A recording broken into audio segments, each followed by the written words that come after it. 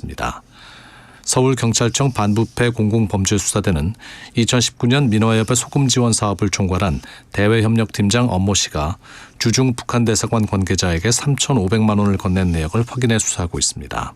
엄 씨는 업무상 횡령과 보조금법 위반, 외국환거래법 위반 혐의로 지난 12일 구속됐습니다. 오늘 밤은 전국에 구름이 많이 끼겠습니다. 내일은 전국이 대체로 흐린 가운데 새벽에 수도권과 강원 북부부터 비가 오기 시작해 오전에는 그 밖의 중부지방에, 밤에는 남부지방에도 비가 내리겠습니다. 수도권과 강원 지역은 오후에 비가 주춤하겠지만 내일 밤 늦게 다시 비가 시작돼 전국 대부분 지역에서 모레 새벽까지 비가 이어지겠습니다.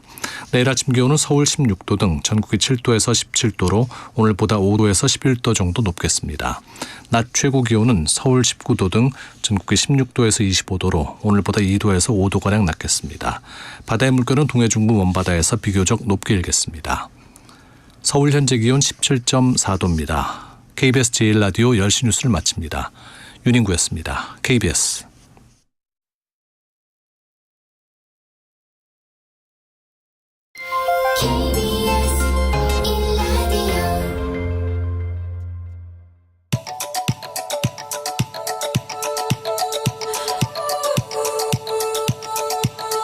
김성환의 시사야.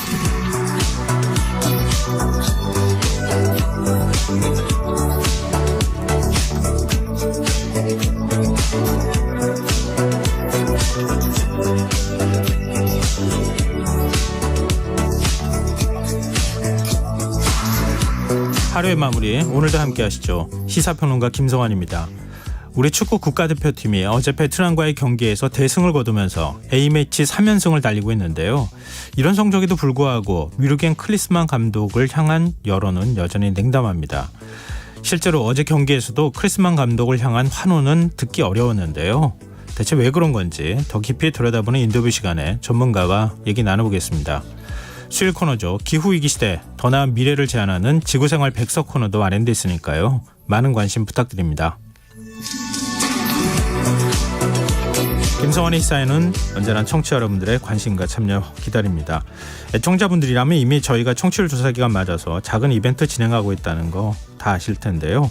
오늘은 청취자 여러분들의 추억 한 조각을 받아보려고 합니다.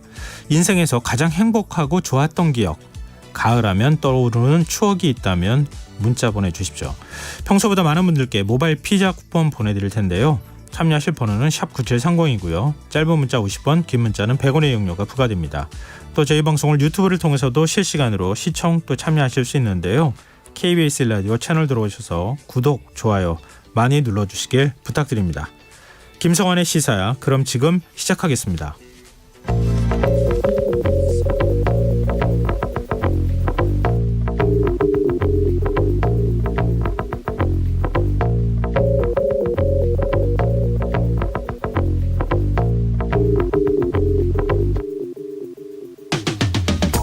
최근 SNS와 온라인 커뮤니티를 중심으로 치솟는 물가를 체감하고 있다는 글들이 잇따르고 있습니다.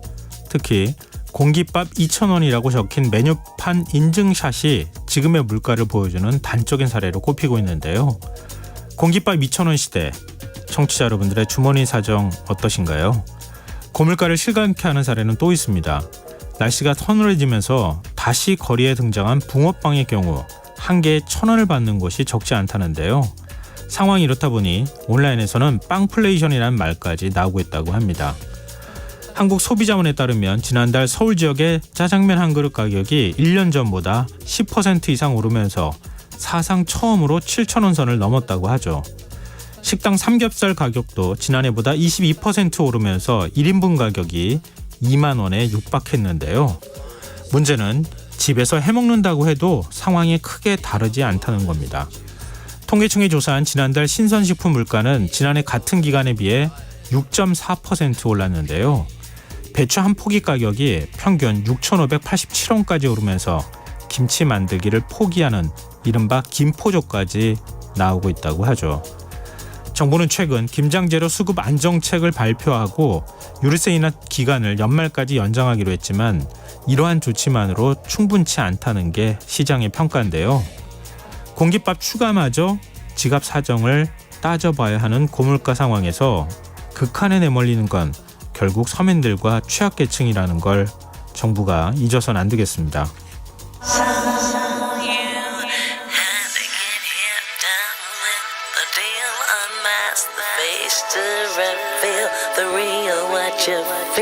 You and your everyday situations, all the unnecessary complications.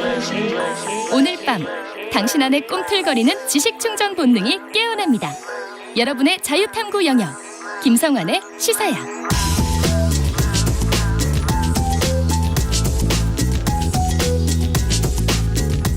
오늘 놓쳤던 뉴스 꼼꼼히 정리해드리는 뉴스야 시간입니다. 오늘은 시사저널 구민주 기자 나와 계십니다. 안녕하세요. 네, 안녕하세요. 네, 윤석열 대통령이 오늘 참모진과의 회의에서 국민은 늘 무조건 옳다 이런 발언을 했어요. 네, 윤 대통령 오늘 오전 대통령실 참모들과 가진 회의에서 국민은 늘 무조건 옳다면서 우리가 민생 현장으로 더 들어가서 챙겨야 한다.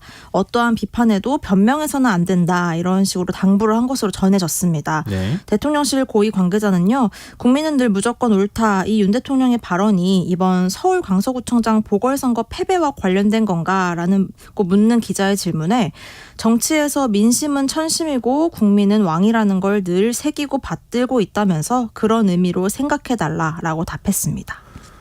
어제는 국민통합위 행사에 당정대 인사들이 한 90명 가까이 참석했다고 하잖아요. 네. 원래 당초 계획했던 것보다 더 많은 인사들이 참석을 했다고 하는데 그 자리에서 윤석열 대통령이 반성이라는 단어를 언급했다고요? 네, 어제 보궐선거 패배 후에 처음으로 여당과 마주한 거고요. 말씀하신 대로 김한길 국민통합위원장과 국민통합위원들 그리고 정부 여당 인사들 김기현, 이기 지도부 등이 참석을 했습니다. 네. 여기서 윤 대통령은 사실상 처음으로 반성이라는 단어를 직접 사용했습니다.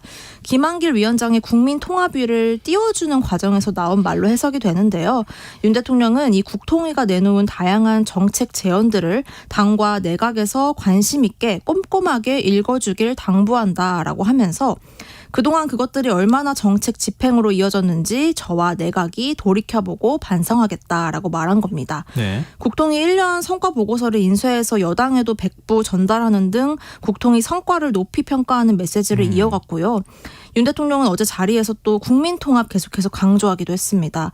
내가 다 안다는 생각을 가져선 국민통합을 이루기 어렵다면서 국민통합은 전문성만 갖고 되는 게 아니라 실제 어려움을 정서적으로 공감해 나아가야 한다라고 참모들에게 당부했습니다. 근데 고개를 좀 갸웃하실 분들이 있을 것 같아요. 국민통합위가 무슨 역할을 하고 있지? 어떤 정책 제안들을 내놨지? 잘 모르거든요. 근데 윤 대통령이 이런 정책 제안들 적극적으로 수용하라고 지금 사실상 얘기한 거잖아요. 네, 그러니까 우리가 이 국통위의 정책들을 잘 모르는 게요. 네. 비공개로 그동안 보고서를 좀 발표를 해왔기 때문입니다. 예. 국통위에서는 언론에 이 정책들이 공개될 경우에는 마치 이게 정부의 정책으로 확정된 듯이 혼선을 부를 수 있어서 비공개를 해왔다라고 설명을 했는데요. 네. 그래서 이게 잘 전달은 되지 않고 홍보가 되지 않았던 것으로 알려지고 있습니다. 다만 지난 8월에 국통위 운영 1주년 기념해서 이 보고서 일부를 공개하긴 했는데요. 여기에서 자살 예방을 위한 범부처 대응 강화나 보육원 자립 청년의 지원 강화 이런 것들이 좀 포함되어 있는 것으로 이제 보도가 되기도 했습니다. 네. 주로 이것들이 생활 밀착형 정책이란 점에서 최근 민생을 한껏 강조하고 있는 윤 대통령의 메시지에 이 국통위의 정책 제언들이 좀 적극적으로 반영되지 않을까 이렇게 예상이 되고 있습니다. 근데 뭔지 국민들이 알아야지 좀 반영을 하는지 안 하는지 알 텐데. 그러게요. 지난 8월에도 친전을 직접 국무위원들한테 보내가지고 이거 적극적으로 수용하라. 네. 이렇게 이례적인 모습까지 보였다 이렇게 얘기가 나오고 있는데, 근데 어제 그 자리에 대한 해석이 좀 엇갈리는 것 같아요. 김한길 국민통합위원장한테 힘 실어주기 위한 거냐, 아니면 김기현 대표 이기 체제에 힘 실어주기 위한 거냐, 좀 헷갈린다 이런 평가들을 분석을 나오고 있죠. 대표적인 보수신문에도 하고 있더라고요. 네, 말씀하신 것 중에는 전자, 그러니까 김한길 위원장을 좀 띄워주는 거에 조금 더 초점을 맞추고 이제 해석이 되고 있는데요. 왜냐하면 그런 얘기 나오니까. 네.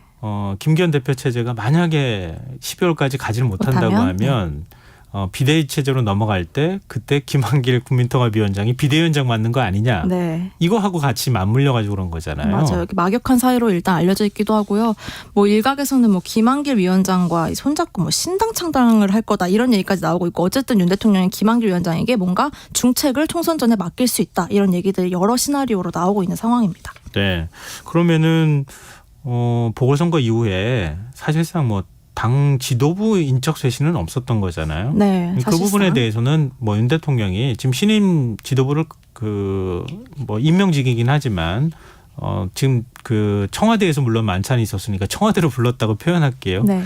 거기로 불렀다는 얘기는 신임하겠다 이런 뜻으로 해석할 수 있는 거 아닌가요? 일단은 뭐 전면 교체 뭐 일각에서는 뭐 곧 교체될 거다라는 얘기도 있지만 일단은 힘을 실어주고 좀 이 상태로 유지를 할 거라고 보고 있고요. 네. 다음 주에 뭐 발표 예고돼 있는 혁신위나 이후의 상황들 여론들을 봐서 조금 더 이제 김기현 지도부 체제에 대한 평가를 좀 추이할 것으로 보입니다. 네.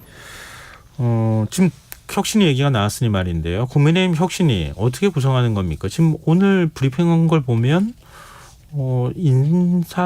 인선의 난항을 겪고 있지 않나 이런 생각도 들던데요. 네, 저는 이제 관련한 보도를 보면서 이제 몇 달 전 민주당이 이제 도덕성 논란으로 혁신위를 꾸리라 했을 때 네. 상황과 좀 비슷하게 좀 감지가 되는 것 같았는데요. 네. 당장 혁신위의 얼굴을 누구로 세워야 할지부터 난항에 빠져 있는 겁니다. 주말 사이에 인선을 완료해서 다음 주 초에 출범시키겠다고 좀 공언을 해놓은 상태인데 아직 후보군도 제대로 추리지 못한 상황으로 전해지고요. 더구나 이번에 김기현 2기 체제가 이제 구성이 되는 과정에서 도로 영남당이다라는 비판을 받고 있는 만큼 네. 혁신위 인선에서만큼은 좀 골고루 내실 있게 구성해서 이 비판을 좀 벗어나야 한다 이런 부담감도 지금 안고 있는 상황이어서 더 이제 난항을 겪고 있는 것 같고요. 현재로서는 이제 전현직 국회의원보다는 외부 인사 기용에 무게를 두고 경제계부터 학계까지 두루 찾고는 있는데 네. 마땅한 인물도 없고 또 그나마 접촉한 인사들도 좀 고사하고 있는 것으로 전해지고 있습니다. 그러다 보니까 이제 돌고 돌아서 원내 인사를 기용할 수도 있다라는 얘기까지 나오고요. 네. 다만 이렇게 고심 끝에 혁신위가 출범을 한다 한들 과연 용산 대통령실이나 당 지도부에 제대로 혁신위가 각을 세울 수 있을지 또 지도부가 혁신위에 전권을 부여할 수 있을지 등에 대해서도 좀 회의적인 시각이 우세합니다. 지금 윤희석 선임 대변인이 오늘 브리핑한 거 보면 이번 주말 지날 네. 때까지 인선 작업을 일단 위원장 인선을 하겠다 네. 이런 뜻인 거죠. 그런 계획을 세우고 있는데요. 예. 뭐 들리는 얘기로는 좀 굉장히 시작부터 어려움을 겪고 있다 이렇게 나옵니다. 이번 주 좀 지나서 다음 주 초쯤에는 윤곽이 좀 드러날 네. 테니까요. 그걸 보고 그 위에 뭐 총선 기획단이나 인재영입위원회는 그 다음에 구성하겠다 이런 네. 뜻을 밝혔으니까 좀 지켜보죠. 다음 수로 가보겠습니다. 윤석열 대통령이 헌법재판소장 후보자로 이종석 현 헌법재판관을 지명했어요. 네, 8대 헌법재판소장 후보자로 지명을 한 건데요. 김대기 대통령실 비서실장은 29년간 법관을 지냈고 지난 5년간 헌법재판관으로 재직하며 실력과 인품을 갖춘 명망 있는 법조인이다라고 이종석 후보자를 소개했습니다. 이 후보자는요. 대구 경북고와 서울대 법대를 나와서 89년 판사 생활을 했고요. 네. 윤 대통령과는 서울대 법대 79학번 동기로 알려져 있습니다. 지난 2018년 10월 당시 자유한국당의 추천으로 헌법재판관 임기를 시작했습니다. 네. 헌법재판관이니까 아무래도 그동안에 어떤 판단을 했는가가 중요하지 않겠습니까? 네.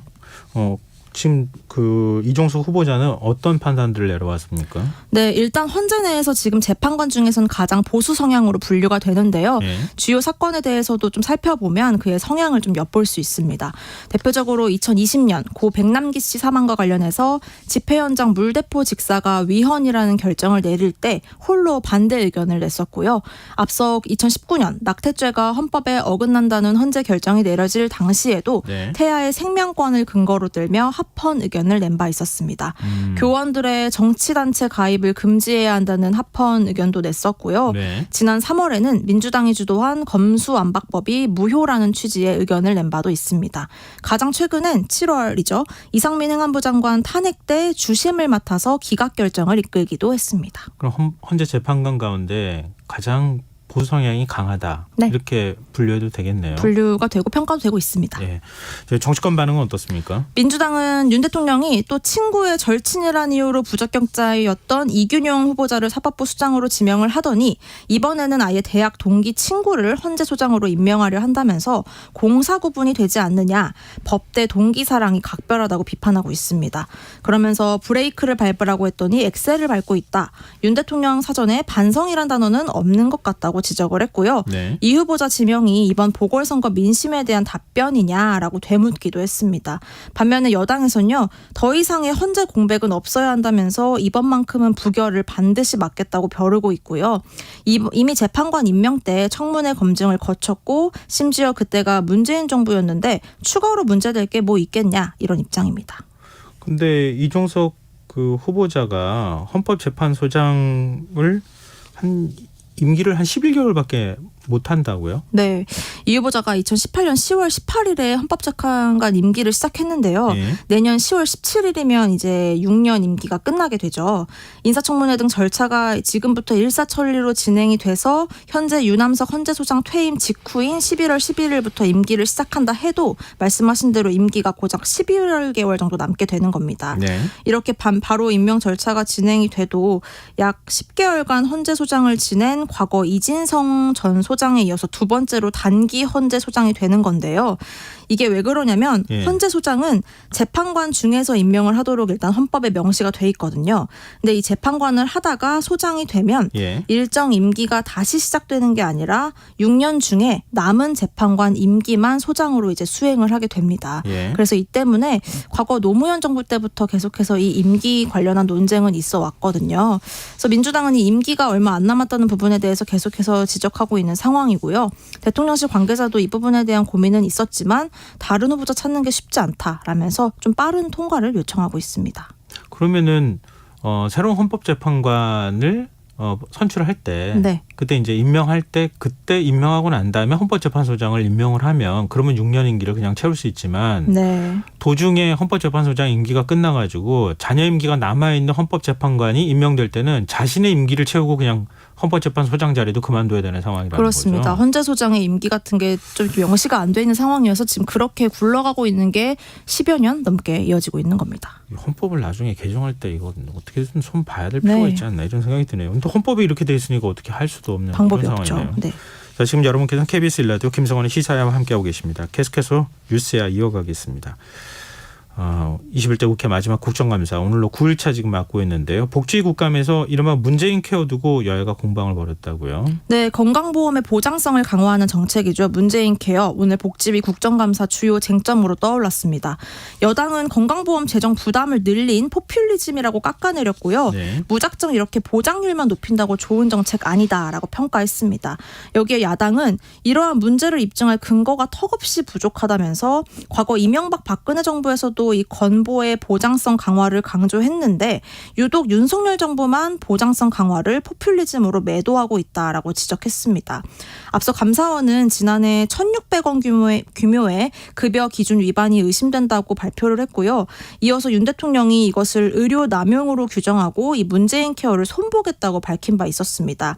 여기에 대해서도 오늘 민주당은 감사원이 지적했던 이 1,600억 원 규모가 지난해 총 진료비 102조 원 가운데 0.26%에 지나지 않는다면서 이 정도로 재정을 파탄낸 포퓰리즘이라고 할 수 있느냐라고 따져 묻기도 했습니다.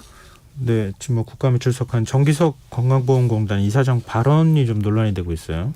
네, 오늘 질의 과정에서 이것 때문에 좀 국정감사가 중단되기도 했었는데요. 네. 강선우 민주당 의원이 건강보험공단에 요청해서 받은 한 자료를 소개를 했습니다. 여기에는 MRI와 초음파 검사 등에 대한 급여가 확대된 이후에 네. 뇌졸중 조기 발견 비율이 증가한 것으로 나타나 있다면서 문재인 케어의 효과성을 강조한 건데요. 네. 그러자 정기석 이사장이 이 자료의 일부 개념이 잘못됐다고 즉각 지적을 한 겁니다. 자기네가 제출했는데 네. 그 자료의 개념이 잘못됐다고 이사장이 나와가지고 국감장에서 부인하는 지적을 한 취지로 발언을 네, 했다고요. 자료가 잘못됐다. 네. 한마디로 얘기한 거죠. 네. 그러니까 이 자료를 받은 강선우 의원이 의아해서 그러면 개념을 잘못 적용한 자료를 의원실에 제출했다는 거냐라고 되물었고요. 예. 보건복지위원장까지 나서서 경위를 좀 물었거든요.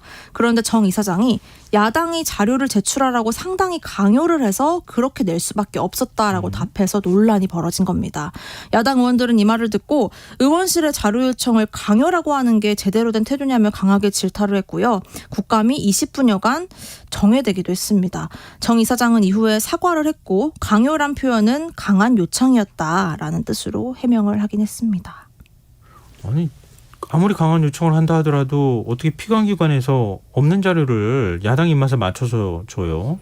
개념을 실제로 바꿔서 내도 문제고 이 실제 사실인 자료를 가지고 이 국감장에서 부인한 것도 문제고 어느 쪽을 생각해도 좀 문제의 발언이었다고 생각합니다. 잘 이해가 안 되네요. 근데 정기석 이사장뿐만 아니라 건강보험심사평가원장도 의사 정원 확대 부정적인 입장을 밝혔어요. 네, 윤석열 정부가 2025년부터 의대 정원을 늘리는 방안을 추진하면서 지금 뜨거운 감자잖아요. 오늘 국감장에서도 이 안건이 올라왔는데요. 예. 정기석 이사장은 일단 과거 미국이 의사가 모자라서 의사를 수입했는데 그로 인해서 불필요한 검사들이 늘었다면서 부정적 입장을 내놓았고요. 또 의대 정원 증원이 필수 의료 분야의 의사를 늘리는 낙수 효과가 있을지에 대해서도 미미할 것이라고 예상을 했습니다. 여기에 대해서 강중구 심평원장은요. 같은 질문을 받았지만 일단 답변하기 바람직하지 않은 것 같다라면서 즉답을 피했습니다. 근데 국감장에서 인공눈물 가격이 논란이 됐어요? 인공눈물 가격이 지금 한 60개입이 4,000원이었는데요. 예. 이게 건보 급여 혜택에서 제외돼서 조만간 이제 4만 원까지 오를 거다. 이런 보도가 어제 오늘 나와서 좀 논란이 10배가 오를 거셌거든요. 거다? 네, 10배가 오를 거다라고 해서 인공눈물 쓰시는 분들 굉장히 많은데 좀 예. 갑론을박이 있었거든요. 예. 근데 김영주 민주당 의원이 오늘 강중구 심평원장에게 어르신들을 비롯해 많은 안구건조증 환자들이 비용 부담을 걱정하고 있다. 이 급여를 계속 유지하겠느냐라고 물었습니다. 그러니까 지금처럼 4,000원으로 유지하겠느냐라고 물은 건데요. 여기에 강 원장은 그렇다라고 하긴 했는데 이게 전체 유지가 아니고 아직 논의 중이고 또 다만 이제 약값 우려가 큰 고령층에 한해서 이 현재 급여를 유지하겠다 이런 방향으로 살펴보고 있는 것으로 전해집니다. 아 그러면 고령층 아닌 다른 나이대인 경우에는 인공눈물 가격이 올라도 그걸 사서 써야 된다? 네, 그런 거를 논의하고 있다. 그러니까 오늘 강 원장은 이제 유지하겠다라고 그렇다라고 짧게 말했지만 네. 그 이후에 나온 보도들을 보면요. 이게 전면 지금처럼 유지하는 건 아니고 그거에 대해서 논의 중이고 고령층에 대해서만 급여 유지하는 쪽으로 이제 보고 있다라고 밝힌 겁니다. 그래서 인상의 여지가 좀 있는 거죠. 예, 이거 좀 논란이 되겠는데요, 앞으로. 네. 그리고 행안위 경기도 국감에서 민주당 이재명 대표 배우자 김혜경 씨 법인카드 유용 의혹 다시 또 거론이 됐다고요? 네, 경기도 국감이었는데요. 정우택 국민의힘 의원이 김동연 경기지사에게 혹시 지사가 취임한 이후에 이 법카 사용에 대해서 경기도에 자체 감사를 실시한 적 있냐, 또 계속 챙겨보고는 있는 거냐라고 집중 추궁을 했습니다. 네. 여기에 김 지사는요, 자체 감사 결과를 보니까 최대 100건까지 사적 사용한 게 의심된다면서 업무상 횡령 배임 혐의로 경찰에 수사를 의뢰했다라고 답했는데요. 김 지사 이 답변을 두고 마치 김 지사가 취임 이후에 김혜경 씨 법카 사용에 대해 감사와 수사 의뢰를 진행했고 또 문제를 파악하고도 공개하지 않은 것 아니냐라는 식의 보도가 오늘 이어졌거든요. 네. 그러니까 이제 오늘 경기도가 해명 자료를 냈습니다. 감사와 경찰 고발 모두 김 지사 취임 전의 일이고 또 해당 감사도 김혜경 씨가 아니라 전 5급 공무원 배모 씨에 관한 건이었다라고 해명을 한 겁니다. 예. 민주당에서는 이 건이 이렇게 검찰이 나서서 수사를 이제 과하게 할 정도의 일이냐라고 이제 얘기를 하고 있는 상황인데요. 예. 김의겸 민주당 의원은 설령 김혜경 씨 법카 사적 이용 의혹이 일부 나온다 할지라도 이게 구속영장을 청구할 만큼 크게 문제될 일은 아닐 거라면서 검찰 수사 과하다라고 비판했습니다. 그리고 국회 과방위 국감은 증인 없이 그냥 마무리될 상황이라고요? 네, 여야가 증인 및 참고인 채택에 대한 합의를 전혀 이루지 못하고 있기 때문입니다. 이번 주까지 만약 합의를 못할 경우에는 과방위는 증인 0명 국감이라는 오명을 얻게 되는데요.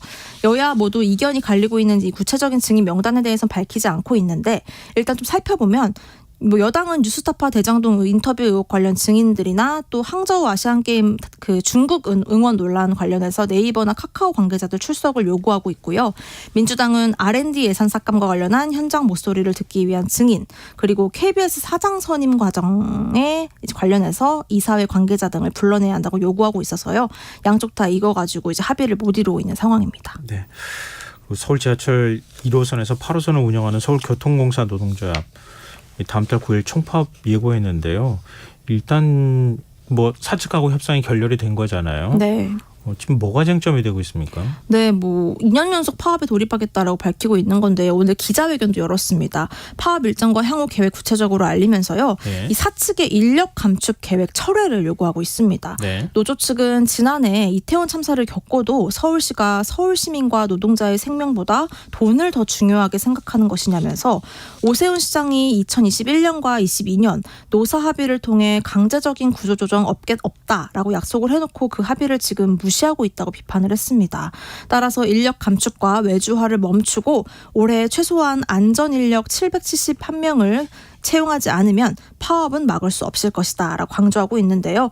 이 사측은 경영 비용 절감이 지금 불가피한 상황이라는 입장을 고수하고 있는 상황이어서요. 네. 계속해서 접점을 찾아 나갈 것으로 보입니다. 그럼 계속 협상은 진행되는 거예요? 파업을 예고한 날까지는 노사 측이 이제 물밑 협의는 계속 이어갈 것으로 보입니다. 네. 시민 불편이 클 수 있으니까 좀 네. 타결이 됐으면 좋겠네요, 협상이. 근데 참 이런 문제 쉽게 타결이 잘 안 돼가지고 맞습니다. 걱정이네요. 자, 오늘 뉴스야 여기까지 하겠습니다. 지금까지 시사저널 구민주 기자였습니다. 고맙습니다. 고맙습니다. KB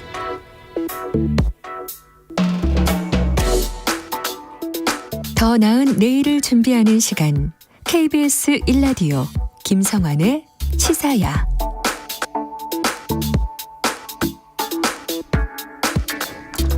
우리 축구 대표팀이 어제 베트남을 대파하고 A매치 3연승을 달성했습니다. 하지만 이런 성적에도 관중석에선 대표팀을 지휘하고 있는 크리스만 감독을 향해 야유가 쏟아졌는데요. 이 3연승에도 왜 크리스만 감독을 둘러싼 논란과 우려가 여전한 것인지 축구 전문 매체죠. 히든K 류청 편집장 연결해서 얘기 나눠보겠습니다. 안녕하십니까? 네, 안녕하세요. 예, 보통 우리 축구 국가대표팀 감독이 경기장에 모습 드러내면 응원의 박수 같은 거 보내야 되는 거잖아요. 근데 야유가 쏟아졌어요. 왜 그런 겁니까? 네, 2경기 연속 야유가 쏟아졌고 물론 바로 전 경기 베트남전에서는 그 정도가 줄어들었다고 하는데요. 예. 사실 이게 어떤 회사든 축구협회든 새로운 인물을 들일 때 조사를 합니다. 장점과 단점 모두를 알아보는데 네. 크리스만 감독은 오기 전부터 이제 논란이 된 게 몇 가지 있었습니다. 네. 그 중에서도 이제 자국 대표팀인 독일 대표팀에 있을 때도 독일이 아니라 미국에 오래 있는다. 이분이 이제 미국에서 선수생활 이후에 거주하고 있거든요. 그래서 이제 독일에서 가장 유명한 이제 축구인인 프란츠 베켄바워 예전에 전 감독도 네. 미국에 너무 오래 있는 것 아니냐라는 비판이 있었는데 네. 그때도 이제 바뀌지 않았어요. 그래서 이제 부임할 때 기자들도 그렇고 여론도 축구협회에 대표팀 감독이 상주하지 않는 것이 아니냐라는 의문을 제기했었는데 그 당시에 이제 축구협회는 상주할 것이다. 그리고 클린스만 감독도 한국에 있는 게 일반적이라고 했는데 전혀 그렇지 않았습니다. 그 와중에 우에파, 피파에서 일을 하고 스포츠 매체인 ESPN에서 이제 인터뷰를 하는 등 감독이 원격 근무만 하는 게 아니라 투잡도 뛰는 거 아니냐 이런 불만이 커졌는데 네. 클린스만 감독도 나중에 이제 말을 바꾸면서 그런 얘기를 해준 적이 없다라고 하면서 좀 역풍이 커졌습니다. 이게 축구협회가 크리스만 감독한테 잘못 얘기를 들은 겁니까? 아니면은 어떻게 된 거예요? 크리스만 감독이 말을 바꾼 겁니까? 사실 그 대한축구협회가 클린스만 감독에 대한 이야기에는 거의 답을 하지 않았었는데요. 감독을 돕는 것이 축구협회의 의무다, 임무다 이런 식으로 대답을 하지 않다가 네. 그 건에 관해서는 특별히 그런 얘기는 부임 초기부터 계속했다. 감독이 인터뷰가 길어지면서 네. 말을 착각하거나 실언한 게 아닌가 큰 의미를 두지 말아달라라고 진화에 나선 적도 있습니다. 근데 크리스만 감독은 그렇잖아요. 자기가 국제적인 축구 흐름, 감각을 좀 익히기 위해서 나가 있는 거다. 그리고 내가 있는 곳이 곧 사무실이다. 이런 식의 얘기를 하고 있잖아요. 네. 근데 이런 발언에 대해서 어떻게 보세요? 사실은 그게 표현의 문제인데 예. 그 자신들이 국내에서 K리그를 보러 다니지 않는다, 상주하지 않는다에 대한 비난 여론을 알고 있는데 예. 그런 식으로 이야기한 것이 좀 문제가 됐고 저도 사실은 이 부분에 오히려 말을 잘못한 게 아닌가라는 얘기를 했었습니다. 네. 그리고 감독이 분명히 해외적인 흐름도 알아야 되지만 해외에 계속해서 상주할 이유는 저도 없다고 보기 때문에 네. 저는 조금 주객이 전도된 게 아닌가라는 생각을 좀 하고 있습니다. 근데 과거 우리 대표팀 감독들은 어땠어요? 이런 경우가 있었습니까? 사실은 2014년에도 대표팀 감독을 새로 선임할 때 예. 유력한 후보였던 판마르 메이크라는 네덜란드 감독이 있었습니다. 예. 이분이 상당히 명장이었는데 이분이 A매치 때만 한국에 들어와서 지도를 하겠다고 해서 협상이 결렬됐었거든요. 그 당시에는 대한축구협회가 이 부분을 아주 강력하게 보면서 국가대표팀 감독은 국내에 상주해야 된다라는 얘기를 했었는데 그 부분을 좀 뒤집었고요. 사실 모든 감독은 대표팀 한국의 상주가 기본이었고 대표팀 감독 특성상 매일매일 할 일이 정해져 있지는 않지만 대략적으로 선수들이 뛰는 K리그를 관람하거나 아니면 가끔씩 해외 출장을 나가는 식으로 일을 해왔습니다. 근데 크리스만 감독이 해외에서 어떤 일을 하는지 이게 구체적으로 파악은 되고 있습니까? 네, 경기를 보고 선수와 대화를 하고 구단과 대화를 하고 경기 평가를 하고 있는 것은 알고 있는데 네. 사실은 이게 감독이 할 일이기도 하지만 지금까지 한국의 전례를 미뤄봤을 때 해외 대표팀 감독을 봤을 때 감독이 매 경기 해외에 가서 경기를 보는 일은 거의 없다고 보면 되고요. 예. 그리고 게다가 지금 감독이 보러 가는 경기가 거의 손흥민이라든가 김민재, 이재성, 황희찬 이렇게 대표팀에서 사실상 주전 선수들을 보러 가는 일은 더 드뭅니다. 네. 사실 입지가 불안한 선수들은 가끔 보러 가고 대표팀에 불러볼 만한 선수들이 해외에서 뛰고 있으면 보러 가긴 하지만 사실은 국내에서 가장 논란이 되는 게 어차피 뽑을 선수들을 왜 보러 가느냐라는 부분입니다. 우린 그냥 우리 대표팀 감독이면 선수들을 직접 지도하고 전략을 짜고 이런 거를 한다고 생각하잖아요. 네. 근데 지금 크리스만 감독은 개념 자체가 아예 다른 것 같은데요. 대표팀이 매번 소집되는 게 아니라 경기 3일 전에 이제 소집되기 때문에 네. 지도하고 전략을 짜고 있는 건 맞는데, 말씀하신 대로 해외에서 그렇게 오래 체류할 이유, 그리고, 입지가 확실한, 어떻게 보면 상태를 확인할 필요가 없는 선수들을 계속 확인하면서 바깥으로 이제 도는 것 같은 분위기, 게다가 국내에서도 사실 절반의 선수들이 국내파로 이뤄지는데, 그쵸. 그 선수들을 정확히 파악하지 못했다는 것을 스스로 자인하고도 많이 보러 다니지 않는 부분에 대해서는 이해하기가 좀 어려운 부분이 있습니다. 그러네요. 해외에 나가 있는 선수들은 이미 실력이 검증된 거잖아요. 네, 근데 맞습니다. 국내에 머물고 있는 선수들, 이런 선수들 중에서 정말 재원을 발굴하는 게 오히려 더 중요한 거 아니에요? 맞습니다. 어쨌든 2024년 1월에 크리스만 감독의 가장 중요한 대회, 이제 한국에서 중요한 아시안컵이 열리는데, 예. 말씀하신 대로 변수는 지금까지 주축이 아니었던 선수들, 그러니까 국내에서 뛰는 선수들이 될 가능성이 크기 때문에 네. 이 부분에 대해서 집중해야 된다는 목소리도 나오고 저도 그 목소리는 이성적이라고 보고 있습니다. 근데 이번 평가전 끝나고 또 유럽으로 나간다고 지금 알려지고 있는데, 네. 이렇게 이렇게 되면은 비용 처리가 어떻게 되는 거예요? 그냥 출장을 나가는 걸로 처리가 돼서 그 비용도 다 축구협회에서 주는 겁니까? 그 부분을 아직 정확하게 밝히진 않은 것 같은데, 예. 말씀하신 대로 말 그대로 출장이라면 대한축구협회 의논을 한 부분이잖아요. 예. 출장비는 아마 나올 것으로 보이고요. 주말에 이제 마인츠 대 미넨, 그러니까 이재성 선수의 소속팀과 김민재 선수의 소속팀의 경기를 독일에서 보고 미국에 있는 집에 가서 쉴 것이라고 하거든요. 네. 그런데 계속 말씀드리고 있지만 이재성 선수나 김민재 선수는 대표팀의 아주 주축이고 이미 그저께 보지 않았습니까? 근데 다시 가서 확인할 이유가 무엇인지에 대해서는 사실 궁금증이 끝나진 않고요. 그래서 11월에 다시 한국으로 돌아왔다가 아시아 챔피언스 리그에서 뛰는 K리그 선수를 관찰하기 위해서 싱가포르와 말레이시아 출장을 간다고 합니다. 축구협회 쪽에서는 뭐라고 합니까? 이런 감독의 행보, 또 지금 대한민국 축구 국가대표팀의 수장으로서 이런 식의 모습들을 보이는 것에 대해서 축구협회 측에서는 그냥 반겨할 것 같지만은 않은데.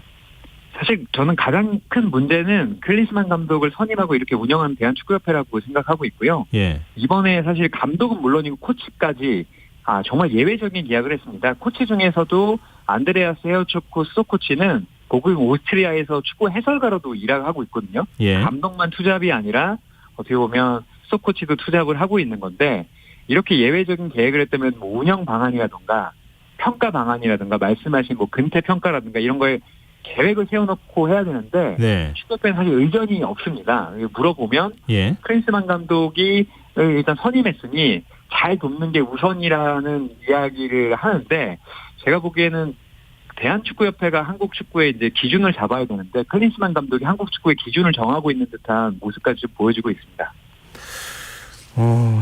그 지난 경기도 그렇고 3연승 경기 보면 뚜렷한 전술보다는 선수 개인 역량으로 경기를 풀어갔다 이런 평가도 지금 나오던데요. 최근 평가전 보시고 어떤 생각 드셨어요? 저는 뭐 성적이 가장 중요하다고 생각을 하기 때문에 뭐 새 경기 평가에 대해서는 그래도 성공적이라고 볼 수 있고요. 예. 근데 다만 이제 그 뭐랄까요? 그 선수들에게 의존한다고 나오는 평가는 전임 벤투 감독과 색깔이 확연하게 다르기 때문인 것 같습니다. 벤투 감독은 꽉 짜여진 축구를 하면서 자신의 색깔을 보여줬는데 네. 클린스만 감독은 공격의 손흥민, 미드필더의 이강인 그리고 수비진의 김민재를 중심으로 한 조금 자유도가 높은 축구를 구사하는 것은 사실입니다. 그러면 그동안에 사실은 좀 그 이번에 3연승 하기는 했지만 그 전의 경기를 봤을 때 상당히 실망스러웠다는 평가도 있었잖아요. 예. 전의 경기는 당연히 실망스럽고요. 3연승을 하기 전까지는 클린스만 감독이 국내에서도 승리가 없었기 때문에 예. 이런 부분에 대한 비난이 커졌고 이렇게 선수들을 파악하지 못하고도 해외에서 계속 있는 거에 대한 비판이 좀 커졌었는데 예. 클린스만 감독이 2024년 1월에 아시안컵 결과로 평가를 받겠다고 했거든요. 그래서 저는 이번에 뭐 3연승을 하긴 했지만 네. 아주 완벽한 박수를 받기는 좀 어렵고 말씀하신 대로 이런 우려 같은 부분을 지우면서 2024년 1월에 결과를 내야 되는데 뭐 근무 태도라든가 근무 형태는 바뀌지 않을 것 같아서 이 부분에 대한 문제는 계속 불거질 것 같습니다. 뭐 이렇게 근무하더라도 우리 성적 좋게 잘 나오면 그럼 또 용서가 될 수 있는 거잖아요. 과거 히든티크 감독 같은 경우에도 이 초반이나 이럴 때는 성적이 별로 좋지 않아서 좀 비판을 받기도 했는데 클린스만 감독 같은 경우에는 앞으로 지금과 같은 스타일 유지할 때 우리 대표팀이 경기력을 끌어올리는데 어느 정도 도움이 될까 좀 고개를 갸웃거리게 되긴 하거든요. 네, 저도 그 부분이 가장 의문인데 예. 어쨌든 선수들과는 아직까지는 아직 이제 사이가 괜찮은 것으로 보이 선수들하고 소통은 잘 되고 있다고 그래요. 보이거든요. 근데 다만 이제 클린스만 감독이 독일 대표팀과 미국 대표팀에서 아쉬움을 안고 좀 떠난 적이 있었는데 예. 미국 대표팀에서 불거졌던 문제가 한국 대표팀 초반에도 좀 불거지고 있어요. 그러니까 길게 봤을 때 이런 문제가 발생하지 않도록 대한축구협회라든가 클린스만 감독의 이제 뭐 주위에 있는 뭐 코칭 스태프라든가 전력강화위원회에서 이런 문제를 좀 잘 막으면 성적이 좀 장기적으로 잘 나올 수 있는데 계속한다면 이런 문제가 다시 나오지 말라는 법도 없을 것 같습니다. 우리 축구 대표팀 앞으로 중요한 일정이 많이 남아 있죠. 네, 맞습니다. 2026년 북중미 월드컵 아시아 지역 2차 예선이 11월부터 시작되거든요. 11월에 두 경기를 하는데 먼저 싱가포르를 홈으로 불러들이고 그다음에 이제 중국 원정을 떠납니다. 그리고 이제 12월에는 경기가 없지만 1월 중순부터 아시안컵이 열리기 때문에 12월이나 1월 초에는 아마 현지 친선전도 있을 것 같은데 네. 한국은 아시안컵에서 1960년 우승한 이후로 아직 63년간 우승이 없습니다. 아시아에서 가장 중요한 대회였는데 네. 클린스만 감독은 이 대회에서 증명을 해야 자신의 이제 뭔가 해왔던 말들이나 근무에 대한 평가가 제대로 좀 이루어질 것으로 보고 있습니다. 좀 반전이 있길 기대해 보겠습니다. 네. 네. 오늘 말씀 고맙습니다. 네, 감사합니다. 네, 지금까지 류청 히든K 편집장이었습니다.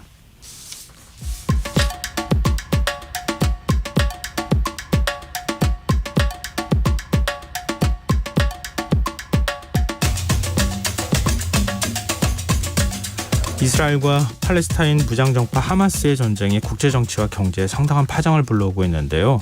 이번 사태를 기후환경적인 측면에서 살펴보면 어떨까요? 우리가 놓치지 말아야 할 환경 이슈 살펴보는 시간이죠. 지구생활백서 사단법인 넥스트 윤지로 수석 오늘도 함께하겠습니다. 안녕하세요. 네, 안녕하세요. 오늘은 전쟁과 평화 아니라 전쟁과 지구 네. 이렇게 얘기할 수 있겠는데요. 네. 이제 이스라엘과 하마스 간 전쟁이 시작된 지 열흘이 지났잖아요. 네. 이제 말씀하신 대로 전쟁과 평화 뭐 이거는 이제 잘 떠오르는데 네. 사실 이제 지구 환경과도 관련이 있거든요. 전쟁이라는 게. 네. 근데 이제 이런 이야기를 떠올리기도 쉽지 않고 떠오른다고 해도 뭔가 이제 이야기를 이어가기가 쉽지 않은 게 이제 뭐 전쟁이라는 게 워낙 극단적인 공포이다 보니까 네. 뭔가 이제 막 여기다가 환경이나 기후 이런 거를 좀 그럼. 끼워 넣는 게 너무 장기적이고 지금 사람이 이상적이다. 죽고 사는 문제를 얘기하는데 네. 지금 환경이 문제야 이렇게 얘기를 그렇죠. 하는 좀 거죠. 이질적으로 느껴지죠. 그래서 실제로 이제 정부 부처들만 봐도 기후 변화 문제가 올라오면서 각 부처들이 다들 뭔가 내놓고 있는데 사실 국방부가 만약에 어느 날 국방부 장관이 나와서 우리 군도 탄소 중립하겠습니다라고 하면 아마 되게 이상하게 느껴질 거예요.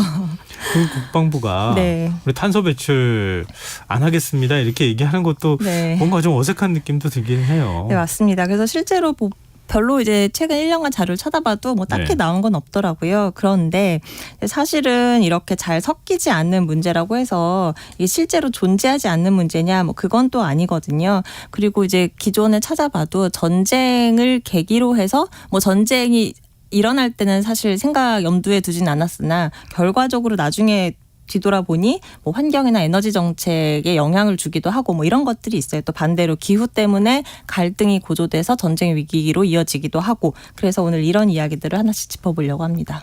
근데 그 말씀 들어보니까 주로 이제 1차 세계대전 이후부터 네. 세계 전쟁들은 대부분 다 석유라고 하는 에너지원을 누가 차지할 것인가 네. 이것과 관련이 있었던 것 같네요. 그렇죠, 맞습니다. 사실 이제 20세기 이후에 일어난 전쟁들 중에 상당수가 결국 중동의 패권을 그렇죠. 누가 가져가냐 네. 이런 거였잖아요.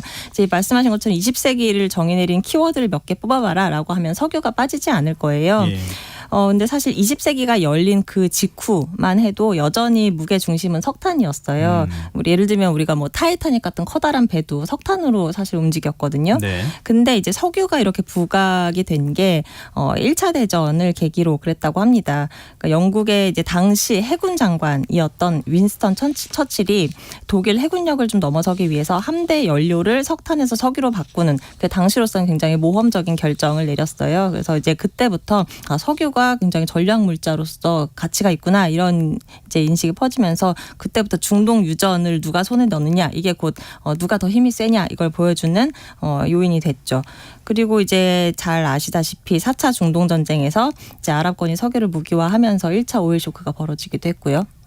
그럼 석유라는 게 일종의 이제 지구 에너지원으로서 대세를 차지하면서 네.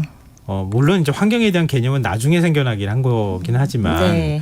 기후 환경 정책하고도 그런 면에서는 석유라는 에너지하고는 뭐 거의 네. 직결된 문제다 이렇게 봐야 되겠네요. 네, 맞습니다. 근데 이제 그런 중동 전쟁이 벌어지고 할 때까지만 해도 그게 이제 한 70년대잖아요. 네. 그때만 해도 사실 기후 변화라는 것 자체를 놓고도 과학자들도 뭐 이게 뭐 맞냐 틀리냐 그렇죠. 이럴 그때는, 때니까 네. 뭐 그때 등장했던 정책들이 무슨 기후를 염두에 두고 나온 정책은 절대 아닌데 네. 그런데도 불구하고 그러니까 사실은 그때 당시에 순전히 경제적인 이유로 도입됐던 정책들인데 이제 나중에 보니까 에너지나 환경 이슈에 굉장히 큰 영향을 미친 것들이 있어요. 네. 대표적으로 미국의 카페라고 하는 제도가 있습니다. 이게 자동차 연비 규제거든요. 예. 지금이야 뭐 연비 좋아야지 개선해야지 당연히 그렇게 생각을 하는데 네. 사실 4차 중동 전쟁 때까지만 해도 무슨 연비를 규제한다거나 하는 게 전혀 없었다고 해요.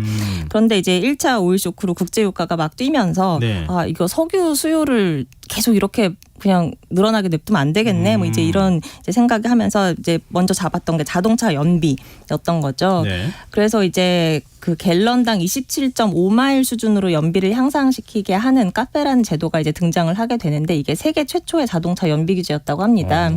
그래서 그 당시에 우리 이제 머슬카라고 잘 알고 있는 예. 1960년대 70년대 그때 유행했던 포드 머스탱 예. 이때 연비가 갤런당 20마일 정도였으니까 이제 이런 자동차 회사들이 연비 규제가 들어오니까 이제 신경을 써야 된 상황이 된 거죠.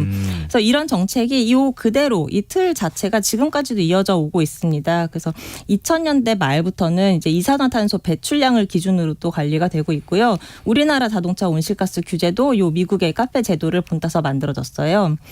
뿐만 아니라 이제 4차 그 중동 전쟁 때 오일 쇼크를 겪으면서 그때 이제 덴마크는 그럼 우리는 풍력으로 한번 승부를 걸어보자 이렇게 풍력으로 갔고 네. 이제 프랑스 같은 경우는 원전 비중을 이제 대폭 높이게 되는 그런 계기가 됐던 거죠. 뭐 지구 에너지 역사를 좀 다시 훑는 것 같은 그런 느낌이 드는데요. 네. 또 우리 뭐 전쟁 얘기를 하고 있으니까 전쟁이라는 건 뭔가를 파괴하는 행위잖아요. 네. 그러니까 환경하고 완전히 대척점에 있는 반환경적인 행위 아닌가요? 맞습니다. 아마 이제 그 진행자님께서도 잘 아실 텐데 걸프전 때 저 그때 초등학생이었는데 TV 보면서 막 새들이 막 이렇게 기름 이런 거 시커멓게 뒤집어 쓰고 막 이렇게 막 그 못 날고 이렇게 막 그러던 모습 장면 봤던 기억이 나거든요. 기억나시죠? 아니 저는 네. 군에서 파병될까봐 걱정했던 나이였기 때문에. 그렇군요. 네, 그게 이제 그때 그런 장면이 이라크군이 쿠웨이트에서 퇴각하면서 막 유정에 불질러가지고 네. 막 기름 새 나오고 막 하늘로 불타고 막 이러면서 벌어졌던 일들인데 네. 그때 버려진 석유가 많게는 한 1,000만 배럴 이상으로 추정이 되거든요. 당연히 엄청난 환경 파괴가 있었을 텐데 그렇죠. 사실 이런 쪽으로 뭐 국제기구에서 어떤 뭐 공식 보고서가 나온다라든가 하는 거는 거의 없는 실정입니다. 그러니까 이게 이제 뭔가 전쟁 혹은 군사와 관련된 배출량이 지금 거의 다 깜깜이 상태인데 왜 그런지는 조금 뒤에 가서 말씀을 드리기로 하고 네. 우선은 이제 민간 단체나 뭐 이런 곳에서 싱크탱크 이런 데서 조사한 것들은 좀 있어요. 그래서 이제 쿠웨이트 유정이 불타면서 이산화탄소가 그때 얼마나 배출됐냐 그것만 갖고도 한 1억 3천에서 4천만 톤 정도가 배출됐다라고 하는데 네. 그 이제 그 전쟁이 일어났던 90년대 초 우리나라 1년치 온실가스 배출량이 3억 톤 정도였거든요. 그러니까 예. 연간 배출량의 한 절반 정도가 거기서 유정이 와. 불타면서 배출됐다라는 거죠. 그리고 뭐 이제 그거뿐만이 아니라 당연히 전투를 치르는데도 또 에너지가 들어갈 수밖에 없잖아요. 그렇죠. 특히 이제 군용차 같은 경우는 출력이 중요하니까 굉장히 무겁고. 에너지를 많이 이제 기름을 많이 먹는 그런 차량들인데 예를 네. 들면 험비 같은 경우는요. 연비가 거의 3리터 그러니까 1리터에 3km 정도밖에 못 가는 뭐 그냥 이렇게 기름을 줄줄 부는 흘리고 거네요. 가는 그런 차들이죠. 그래서 걸프전 기간 동안 전체적으로 배출된 이산화탄소가 얼마냐 이거를 뭐 정확히 알긴 어려운데 네. 자, 한 가지 확실한 거는 미 국방부에서 연료 사용량을 보고를 하거든요. 네. 근데 이제 냉전 시기에 계속 높다가 냉전 끝나면서 살짝 감소를 했는데 걸프전 때 다시 피크를 찍습니다. 그리고 이제 걸프전이 끝나고 나서 2000년까지는 매년 빠르게 줄었어요. 그러니까 국제적 긴장과 연료 소비 이게 굉장히 높은 상관관계를 보인다라는 걸 짐작할 수 있죠. 근데 뭐 그 전쟁이 끝이 아니잖아요. 네, 그렇죠. 2001년 9.11 테러 있고 난 다음에 또 전쟁이 일어났잖아요. 네, 맞습니다. 이제 테러와의 전쟁을 이제 미국이 벌이게 되죠. 그래서 그러면서 이제 2000년대 중반엔 다시 연료 사용이 그 전보다 한 20% 또 늘어나게 됩니다. 그래서 2001년부터 2018년까지 미군이 배출한 온실가스가 얼마나 될까 이거 역시 이제 민간 그러니까 대학 연구소에서 계산을 했는데요. 예. 누적으로 12억 6,700만 톤. 그러니까 지금 현재 우리나라가 6억 톤 남짓 배출하니까 우리나라 네. 2년치 배출량을 미군이 뿜었다라고 볼 수 있겠죠. 이런 통계는 민간에서밖에 안 나오나요? 군에서는 좀 발표하기가 어렵겠죠?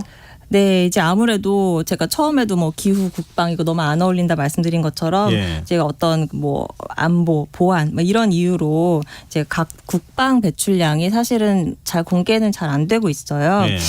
그런데 이제 유엔 기후변화 협약의 당사국들 그러니까 거의 모든 나라라고 볼 수 있는데 네. 그런 나라들은 원래는 이제 그 각국의 온실가스 배출량이 얼마인지 보고를 하게 돼 있거든요. 유엔에다가. 그러면 이제 그게 이제 어떤 기준으로 되느냐? 예. 사실은 이제 각 부처에서 원래 다 이제 그러니까 이거는 국제 기준으로 정해져 있어요. 뭐를 얼만큼 배출했는지를 해라. 그럼 각 부처에서 거기에 대해서 이제 그거를 뭐 환경부라든가 이런 데서 모아서 유엔에 제출을 하는 건데. 네. 그 1997년에 교토의정서라고 하는 되게 중요한 환경 협약이 체결되는데요. 네. 그때 국방을 이걸 어떻게 하지? 국방 부문 배출량을 고민을 했구나. 네, 했어요. 예. 그때 이제 막 미국 측이 강하게 반발했다고 해요. 국방은 빼고 가자. 네, 그래서 결국 그때 이제 공식적으로 예외. 그래 너는 빼줄게. 이렇게 예외를 인정받았다가 2015년에 파리 협정이라고 하는 게 또 체결이 됐거든요. 네. 이때 이게 다시 한번 수면 위로 올라옵니다. 그래서 이때는 빼고 가자까지는 아니고 자발적으로 내자. 라고 된 건데 예. 그래서 이게 지금은 어떻게 되냐면 에너지 부문의 기타 항목이라고 하는 게 있어요. 근데 예. 거기에 이제 들어가는 경우가 많은데 근데 말 그대로 이게 자발적이다 보니까 사실 국방 배출이라는 게 도대체 뭐냐 이거에 대한 정의도 뭐 별로 없고요. 또 이제 뭐 내도 그만 안 내도 그만 이래서 국제적인 어떤 통계 신뢰성은 굉장히 떨어지는 상황입니다. 그럼 미국 국방부는 공개는 하긴 해요. 그러니까 이게 미국이 유엔에 내는 배출량은 굉장히 조금이에요. 예. 왜냐하면 그 기준이 없다고 말씀드렸잖아요. 그래서 유엔에 내는 건 사실 믿을 게 못 되고 대신에 그거랑 별개로 미국 그냥 자체적으로 자기 안에서 각 부처별로 연료를 얼마 썼는지 이거를 이제 제출도 하고 온실가스 양도 공개를 하고 있거든요. 예. 그래서 그 2021년에 미 국방부의 배출량 이거는 이제 뭐 전투기나 이런 데 들어간 연료라든가 각 부대에서 쓰는 전기 뭐 해외에서 파병된 군인들 이런 거기서 쓰는 것까지 다 집계한 건데 네. 그게 한 5,200만 톤 정도 됩니다. 그러니까 이게 미국에 있는 모든 기관 중에서 단일 기관으로 가장 많이 쓰는 데가 그럴 국방부라고 수밖에 해요. 없겠죠. 예. 네. 그래서 이제 이런 식으로 이제 그 군사 부문에서 연료 사용량이 알려진 나라들이 있을 거고 예. 그런 정보랑 그다음에 만약 그게 없는 나라 같은 경우는 국방비 지출 규모나 이런 걸 토대로 해서 도대체 전 세계 군대 배출량이 얼마일까 이거를 또 이제 민간 단체에서 한번 집계해서 그 보고서가 작년에 나왔어요. 아, 그래요? 그게 이제 연간 27억 톤. 이게 얼마나 많은 거냐면요. 만약에 그 뭐 세계 군대라는 이름의 나라가 있다라고 하면 중국, 미국, 인도에 이어서 4위 배출국이다라고 합니다. 이제 각 나라의 군사 당국도 좀 바뀌어야 되는 거 아니에요?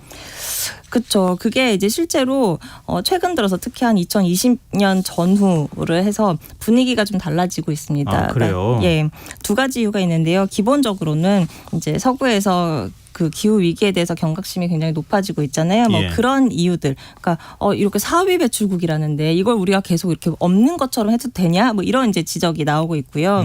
또 하나는 군 당국도 스스로 기후 위기를 안보 위기로 인식하기 시작했다는 겁니다. 안 보이기요? 기후위기가 안 보이기로 온다? 네. 그러니까 뭐냐면 예를 들면 이제 2019년 3월에 미국 중부에 50년 만에 폭우가 내렸었대요. 예. 그러면서 네브라스카주에 있는 오펫 공군기지 거기에 무슨 전략사령본부라는 게 있다고 하는데 거기가 3분의 1이 물에 잠긴 거예요. 그러면서 수십억 달러의 피해를 입었고 그 기간 동안 뭐 제대로 뭔가 안 됐겠죠. 그래서 그러니까 작년 포스코 같은 경우라고 볼 수 있는데 그러니까 이런 일들이 점점 빈번해지다 보니까 아, 기후가 국방력에 영향을 줄 수 있구나 이렇게 좀 체감을 했다는 거죠.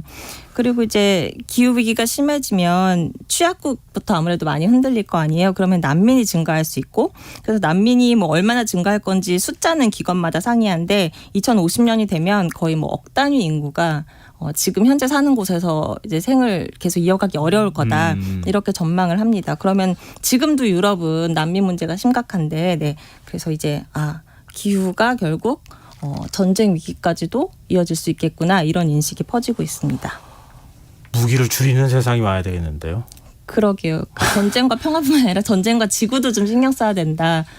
우리가 생각 못했던 부분들을 오늘 짚어주신 것 같습니다. 자, 지구생활 벽서 지금까지 사단법인 넥스트 윤주로 수석과 함께했습니다. 고맙습니다. 네, 감사합니다. KBS 라디오 김성환의 시사회는 청취율 조사 기간 맞아서 청취자 여러분들과 소통하는 시간 갖고 있습니다. 시사회 애청자분들의 추억 한 조각, 인생에서 가장 행복하고 좋았던 기억, 가을하면 떠오르는 추억과 관련해서 지금 문자 받고 있는데요.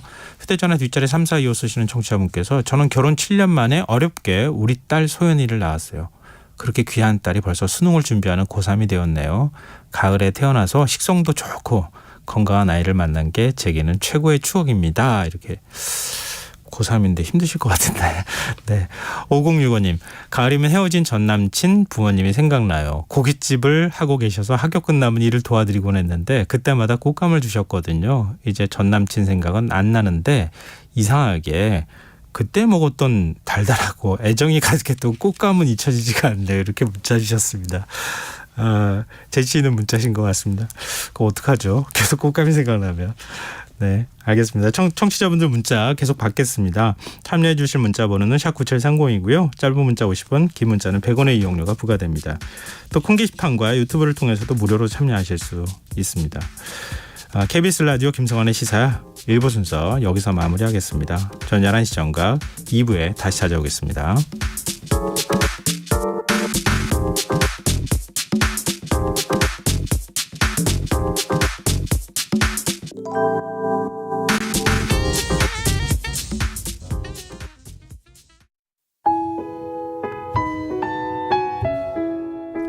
청취자 여러분, 위기가정을 찾아주세요.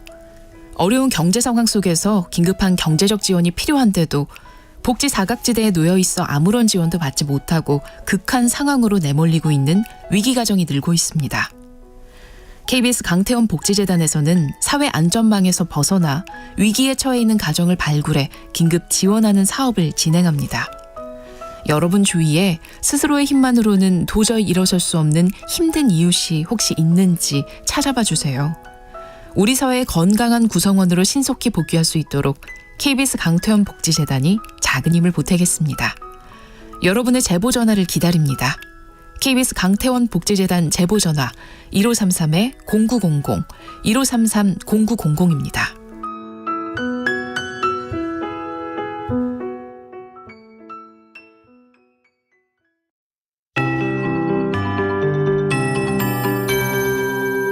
KBS 58분 날씨.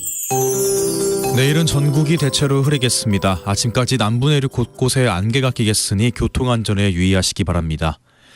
새벽에 수도권과 강원 북부, 아침에 강원 중남부는 비가 오겠고 오전에 그치겠습니다. 또한 충청권은 오전부터, 남부지방은 밤부터 비가 내리겠고 밤늦게 수도권과 강원도는 다시 비가 시작되겠습니다. 비는 모레 늦은 새벽 대부분 그치겠지만 전남권과 경남권은 아침까지, 제주도는 오전까지 이어지는 곳 있겠습니다. 예상 강우량은 5에서 최대 40mm입니다. 내일 아침 최저기온 서울 16도, 광주 13도 등 전국이 7에서 17도의 분포를 보이겠습니다. 낮 최고기온은 서울 19도, 대구 23도 등 전국이 16에서 25도로 오늘보다 낮겠습니다. 특히 비가 그친 후 찬 공기가 유입되면서 모레 아침 기온은 내일보다 2에서 8도가량 큰 폭으로 떨어지겠고 바람도 강하게 불어 추울 전망입니다. 바다의 물결 밤에 서해 중부 먼바다를 시작으로 모레는 대부분 해상에서 강한 바람과 함께 4m 내외로 높게 일겠습니다. 동해안에는 너울성 파도 밀려오겠습니다. 서울 현재 기온 17.4도, 습도 78%. KBS 58분 날씨 박성준입니다.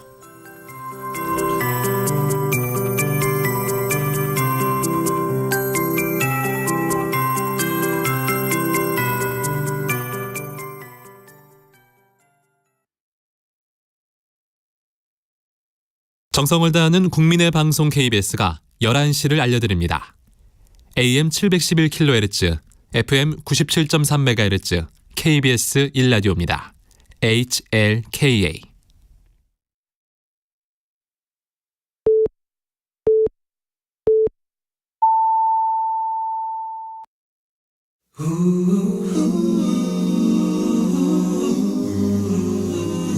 이 밤 그냥 보내긴 아쉬우니까요. 당신의 하루의 끝까지 야무지게 채워드립니다. 당신의 지식 충전소 김성환의 시사야.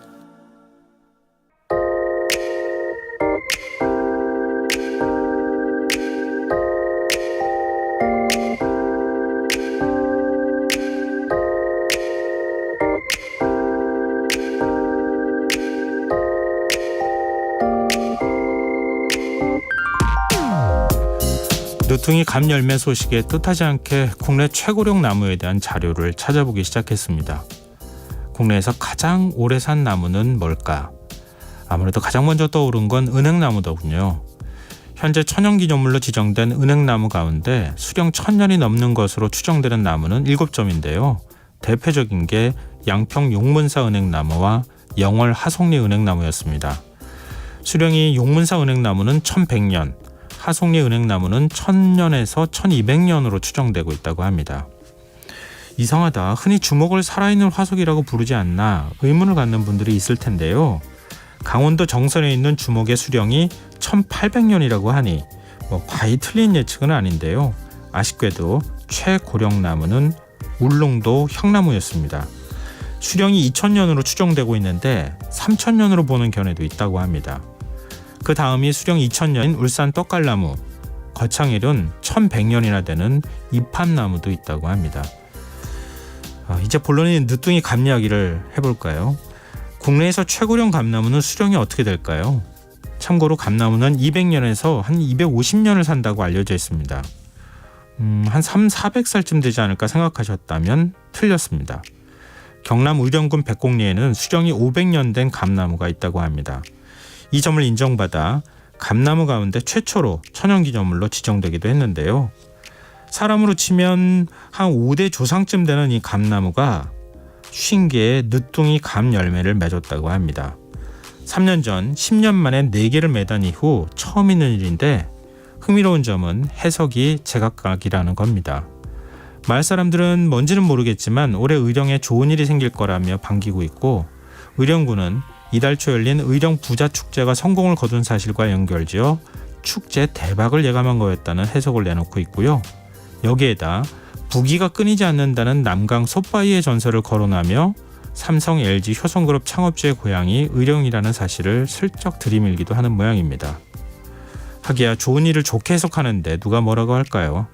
어차피 이렇게 된 바에 저는 신령스러운 감나무가 조만간 한국 경제가 팍팍 살아날 거란 예언을 한 거라고 믿어보렵니다. 지금까지 오늘의 발견이었습니다. 난 그의 손을 만질 때 그의 날들을 꽤 오래 엿보았지.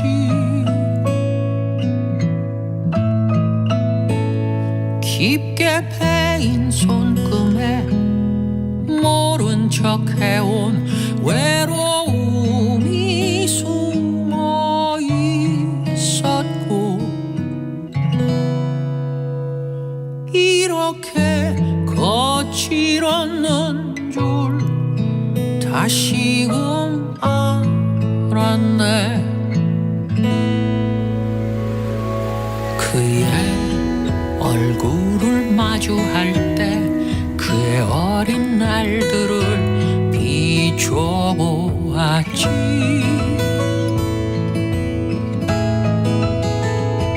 떨어뜨린 입가에 한가득 지나간 시절을 머금고 있었고, 맑고 오래된 기억을 여전히 견디고 있었네.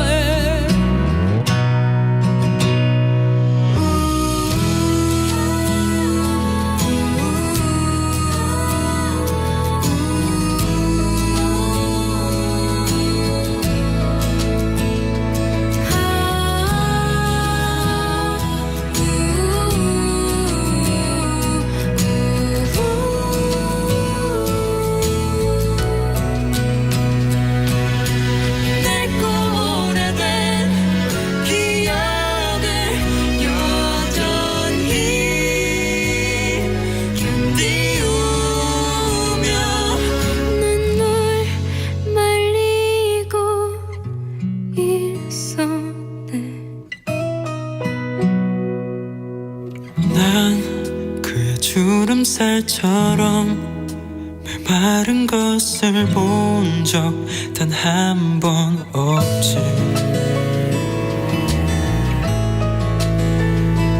나를 힘겹게 안고 고요히 눈을 감기에 슬피 우는 법을 잊은 줄 알았고, 이렇게 바람 부는 줄 나는 몰랐네. 꽃맺음이 다 한 구번 등줄기는 초라했지만 그가 떠난 자리는 나무랄 것 없이 텅 비어 있게 됐다.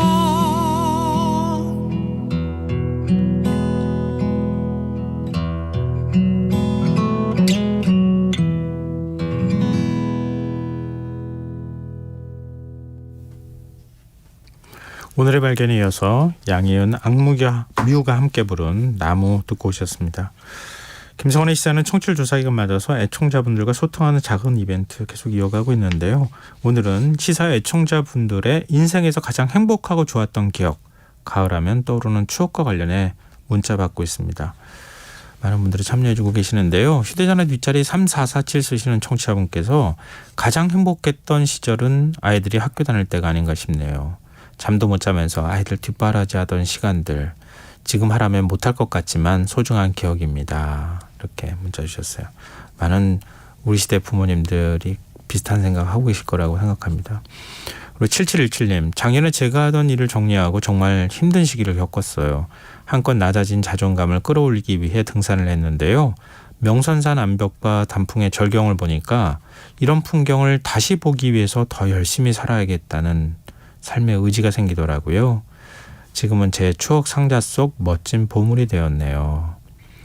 그리고 8356님, 아빠가 고속버스 운전을 하셨는데 국민학교 다닐 때 딱 한 번 그 큰 버스로 학교까지 데려다 준 적이 있었어요.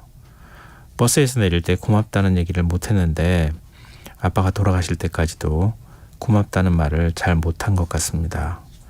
눈부신 가을 날 버스 운전석에서 제게 인사하던 아빠의 모습이 지금도 생각나네요. 이렇게 문자 주셨습니다. 그러게요. 우리 좋았던 기억과 슬펐던 기억, 아쉬운 기억, 아련한 기억 이게 다 같이 겹쳐 있는 거 아닌가 싶어요. 그걸 다 청취자분들께서 문자를 통해서 저희한테 알려주신 것 같고요. 감사합니다. 계속해서 문자 주십시오. 청취율 조사 기간 추첨을 통해 평소보다 많은 분들께 3만 원 상당의 모바일 피자 쿠폰 보내드릴 텐데요. 참여하실 문자 번호는 샵 9730이고요. 짧은 문자 50원, 긴 문자는 100원의 정보 용료가 부과됩니다. 콩 게시판, KBS 라디오 유튜브 채널을 통해서도 무료로 참여하실 수 있습니다. 그리고 청취율 조사 기간에 02로 시작되는 번호가 오면 김성환의 시사 잘 듣고 있습니다. 이렇게 꼭 말씀해 주시는 거 알고 계시죠? KBS 라디오 김성환의 시사회와 함께하고 계신 지금 시각은 11시 9분입니다.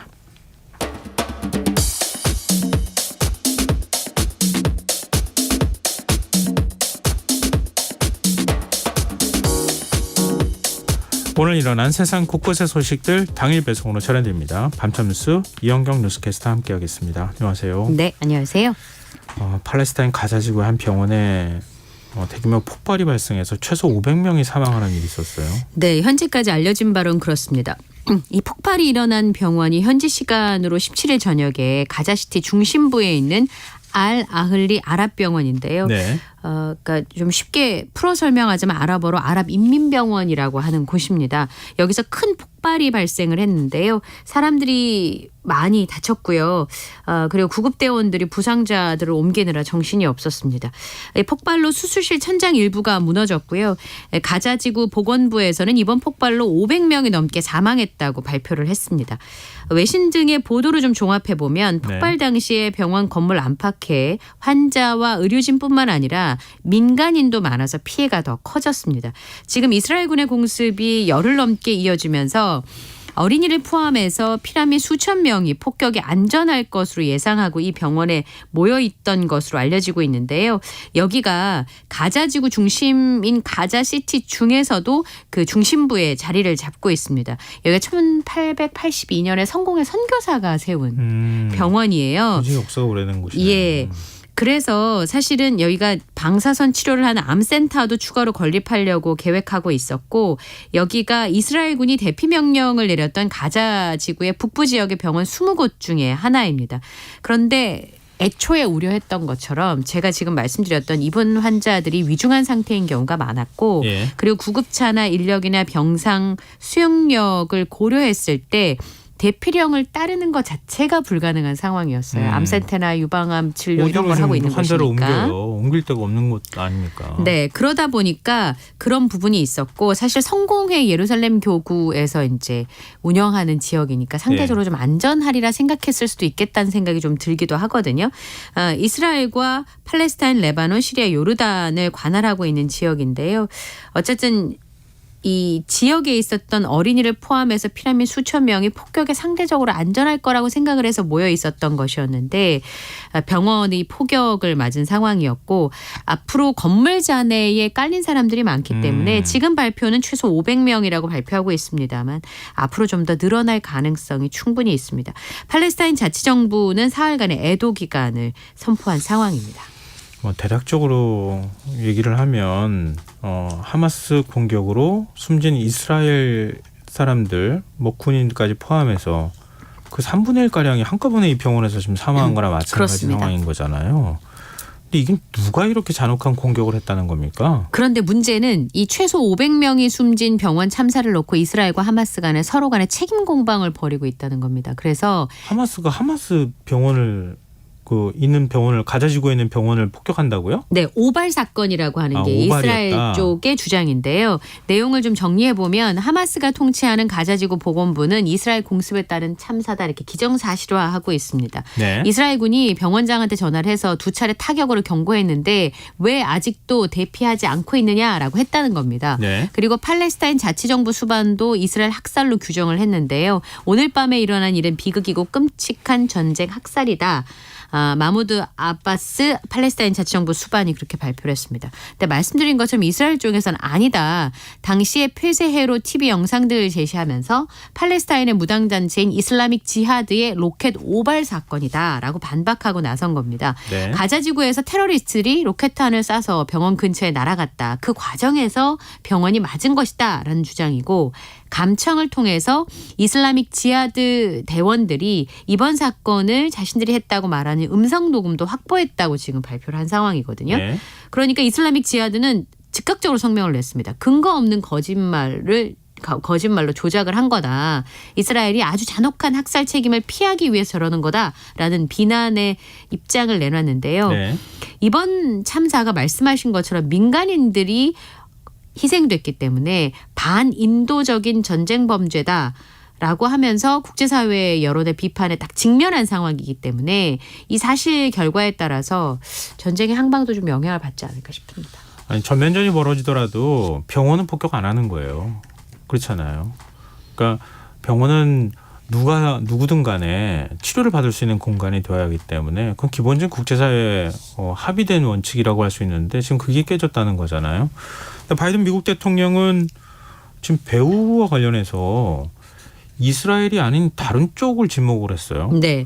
바이든 대통령이 오늘 오후 5시쯤에 이스라엘의 텔아비브에 도착을 했습니다. 원래 이제 계획은 이런 거죠. 도착하고 나서 네타냐후 이스라엘 총리랑 회담을 하고 난 다음에 요르단으로 이동해서 요르단, 이집트, 팔레스타인 자치정부 지도자와 4자 회담을 할 예정이었는데 말씀드린 것처럼 베냐민 네타냐후 이스라엘 총리와 만나고 나서 지금 말씀드렸던 이런 상황들이 벌어졌기 때문에 이 회담이 취소가 된 상황입니다.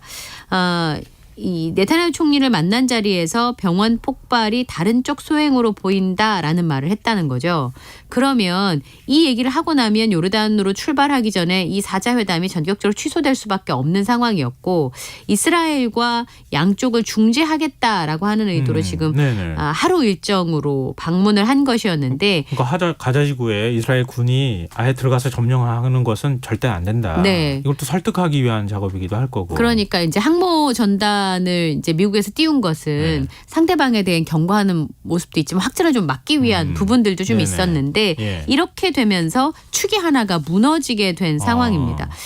책임이 어느 쪽에 있든지 간에 이 무력 충돌을 외교적으로 풀기는 점점점 어려워지는 상황이고요. 이스라엘 지지하면서도 민간인이 희생되는 것을 좀 막고자 바이든 대통령이 그 생각을 가지고 이스라엘 방문길에 올랐는데 말씀드린 것처럼 요르단의 방문이 취소가 되면서 이미 또 아까 말씀드린 것처럼 병원 폭발이 다른 쪽의 소행으로 보인다라고 하는 건 다른 쪽을 지목한 거 아니겠습니까? 근데 어딘지 공개는 안 했잖아요. 네, 그렇긴 하지만 이미 아랍권에서는 가해자를 이스라엘을 규정하고 분노가 번지고 있는 상황에서 이 얘기를 한 상황이기 때문에 원래 이제 바이든 대통령이 해결하려고 하는 문제들이 쉽지 않겠다라는 생각이 듭니다. 바이든 대통령이 확전을 막기 위해서 간 것이긴 합니다만 어쨌든 이스라엘 편에 서버린 모습이 되어버렸기 때문에 그 정상회담이 취소가 된 게 미국에 대해서 굉장히 불편하다는 뜻 아니겠습니까? 이번 사태가 중동 전쟁을 막고자 해서 갔는데 이스라엘 국가 협조가 없는 상황에서는 그 어떤 중재도 할 수가 없는 상황이고 그들도 굉장히 화가 나 있는 상황이기 때문에 쉽지 않겠다 싶은 생각이 좀 드는데요. 미국 하원에서 이란이 개입할 때 미군의 파병을 승인하는 법안을 지금 이미 준비하고 있다고 합니다. 이 상황이 점점 악화되는 거 아니까 걱정되는데 지금 뭐 팔레스타인 이제 가자지구가 아니고 팔레스타인 다른 땅에서 팔레스타인 국민들이 이번 그 이스라엘의 공격이나 이런 부분에 대해서 뭐 이번 테러와 관련되는 부분 말고요. 네. 팔레스타인 정부가 제대로 대응하지 못한다고 좀 거세게 반정부 시위를 한다던가. 네. 아니면 지금 중동 전체 이번 이제 병원이 폭파된 사건. 네. 이것에 대해서 분노하는 여론이 막 들끓듯이 일어나고 있다 이런 얘기가 지금 들리고 있어서 네. 좀 걱정되는데요. 이 상황이 좀 금방 진정될 것 같지 않아서. 그렇죠. 중동의 협조가 있어야 사실 하마스를 좀 분리할 수 있는 방법이 있는 것인데 지금 네. 이렇게 돼버리면 편이 딱 갈라지는 모양새가 되지 않을까 싶네요. 네. 바이든 대통령이 좀 더 노력해줬으면 좋겠습니다. 더 상황이 악화되지 않도록. 네. 자, 다음 뉴스로 가보겠습니다. 요즘 뭐 돈 좀 있는데 어디 그 예금을 하려고 해도 금리가 너무 낮아서 예금할 데 없다 이렇게 생각하시는 분들이 많은데 그래도 네. 사실은 뭐 예전에 비해서 많이 금리가 올라간 건 사실인데요. 그렇죠. 예. 뭐 9%대 예금 상품이 나오고 막 그래요? 네. 어디서 이런 걸 내놓습니까? 시중 5대 은행은 아니고요. 예, 새마을금고의 중에서 강원도의 한 지점에서 연 9% 금리의 특판 상품을 팔았는데 하루 만에 한도가 소진됐습니다. 한도가 좀 적기도 한데요. 예. 구구적금이란 이름의 연 9% 금리의 특판 상품을 내놨습니다. 특판 상품은 아시다시피 줄 서도요. 사실은 한도가 정해져 있고 네. 그리고 금액이 그렇게 크지는 않습니다. 연 9%의 금리를 주는 상품이긴 한데요. 가입 금액이 50만 원에서 최대 100만 원밖에 가입이 안 되고요. 기간도 9개월밖에 안 됩니다. 그리고 이 상품은 모바일 앱을 통해서 비대면 가입이 불가능합니다. 그러니까 가야 돼요. 창구에. 동네 사람만 갈 수 있었던 거네요. 그러니까 여기에서 입출금 통장을 이 새마을금고에서 만들어야 되고요. 자동이체를 연결하고 체크카드도 받아야 됩니다. 그럼에도 불구하고 줄을 섰다는 거예요. 그런데 와보니까 이렇게 많이 올 줄 몰랐는데 고금리 특판 상품 예상 한도가 다 찬 것으로 보인다라고 얘기를 했고요. 실제로 서울에서도 한 지점에서 여기는 좀 더 높습니다. 10.5%. 게다가 12개월 만기 정기적금인데요. 예. 만약에 제가 여동생이 있었으면 이건 꼭 하라고 했을 거예요. 그러게요. 예. 그리고 청주에 있는 다른 새마을금고 지점에서도 12%와 8% 상품을 판매를 하고 있습니다.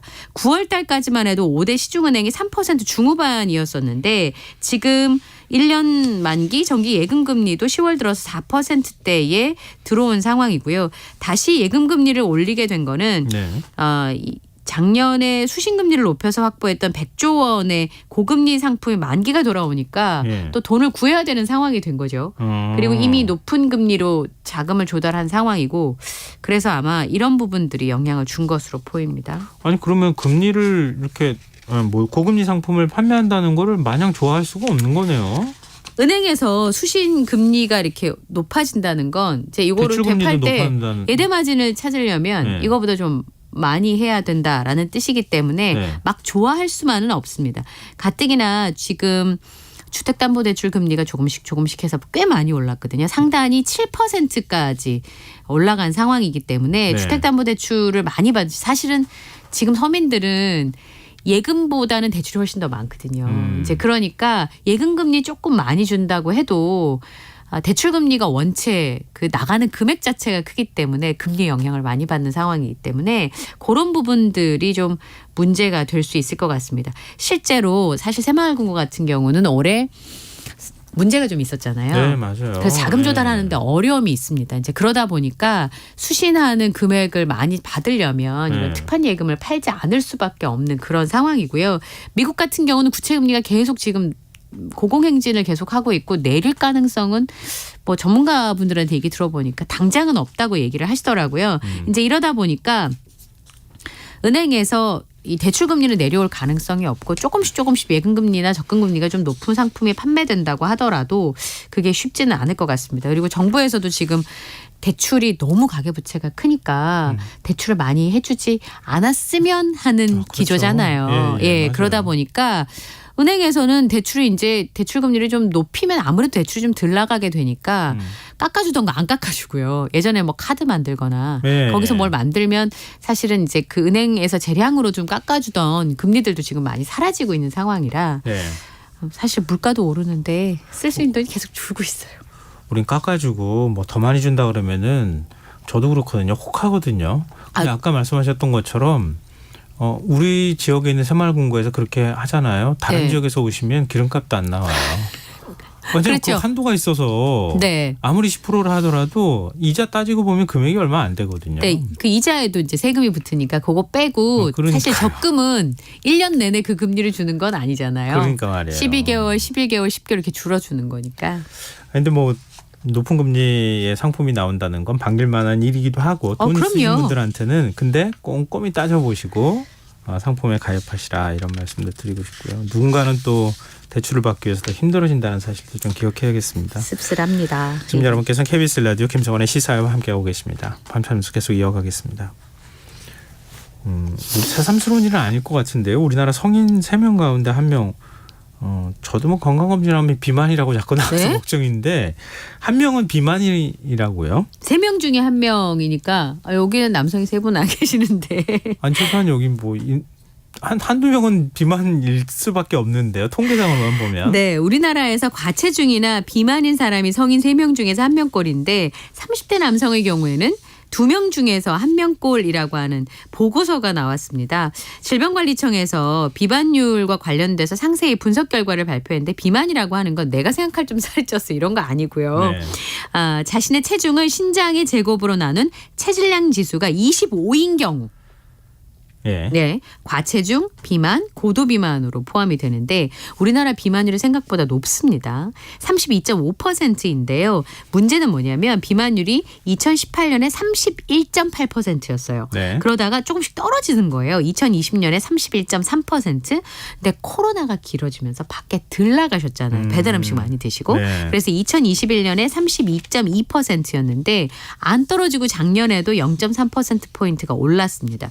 나이대로 보면 30대가 제일 높아요. 그리고 40대, 50대의 순이었는데 성별로는 남성의 비만율이 40.2%로 여성이 21.1%와 비교하면 차이가 많고요. 그러네요. 남성과 여성이 좀 이렇게 추이가 달라요. 남성의 경우에는 30대가 제일 높습니다. 51.4%예요.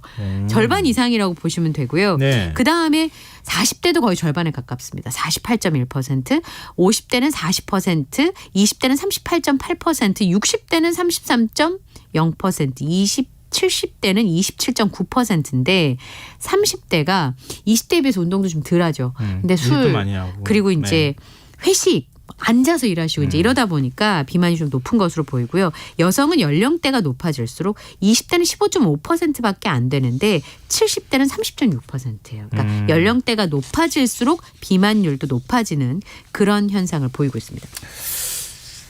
뭐 비만도 경도 비만 있고 고도 비만 있고 그렇잖아요.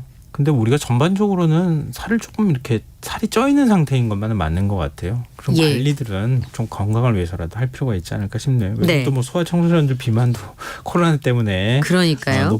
높아졌다고 이런 얘기도 나오는데요. 같이 운동하시면 어떨까 싶어요. 가족이. 네. 자, 다음 뉴스로 가보겠습니다. 소싸움대회 두고 동물학대 논란이 있었잖아요. 네. 근데 전북 정읍시가 지자체 가운데 처음으로 소싸움대회 폐지한다고요? 네, 23회 대회를 이번에 하고 끝냅니다. 그런데 다음 달 9일부터 13일까지 소힘겨루기 대회로 명칭을 바꿔서 개최를 하는데 내년부터는 아예 예산 책정을 안 했다 그래요. 네. 올해는 2억 8,500만 원 예산이 잡혀서 계획대로 치르지만 내년 대회는 예산을 아예 반영하지 않았다는 겁니다. 소싸움은 아시다시피 숫소끼리 뭐 뿔 달린 머리를 맞대고 싸우다 먼저 도망치는 소가 지는 경기인데요.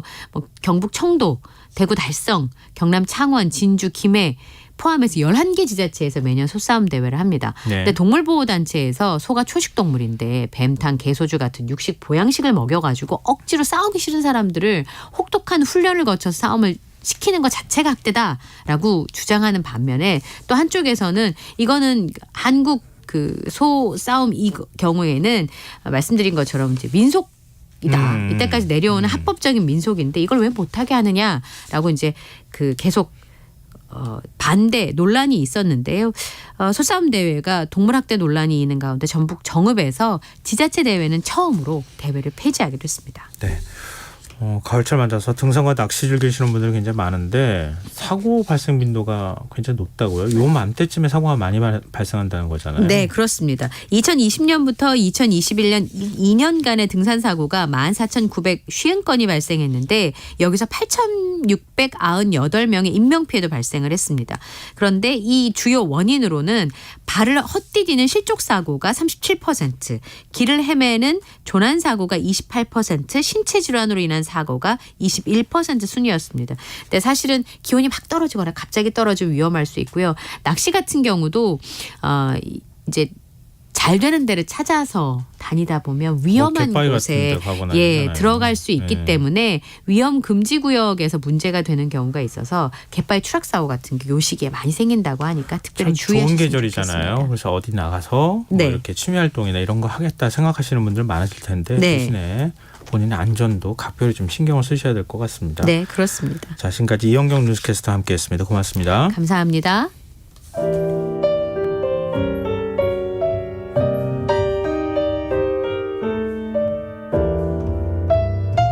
내일의 품격 김성환의 시사야에서 챙겨가세요.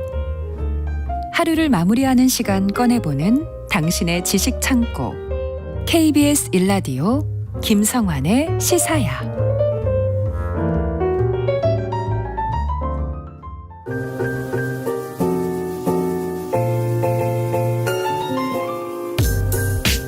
흥미로운 미술 세계로 안내드리는 시간이죠. 미술랭 가이드 오픈갤러리 홍지혜 디렉터 나와 계십니다. 안녕하세요. 네, 안녕하세요. 오늘 AI 시대 예술에 대해서 얘기해 주신다고요? 네, 우리 1년 전쯤에 AI가 만든 예술에 대한 주제로 말씀 나눠본 적이 사실 기억나요. 있거든요. 네, 예. 그때의 이슈는 그 미국에서 열린 미술 대회에서 제이슨 앨런이라는 사람이 미드전이라는 AI 프로그램을 활용해서 생성한 그림을 제출을 했고 그걸로 우승을 차지했다는 것이었는데요.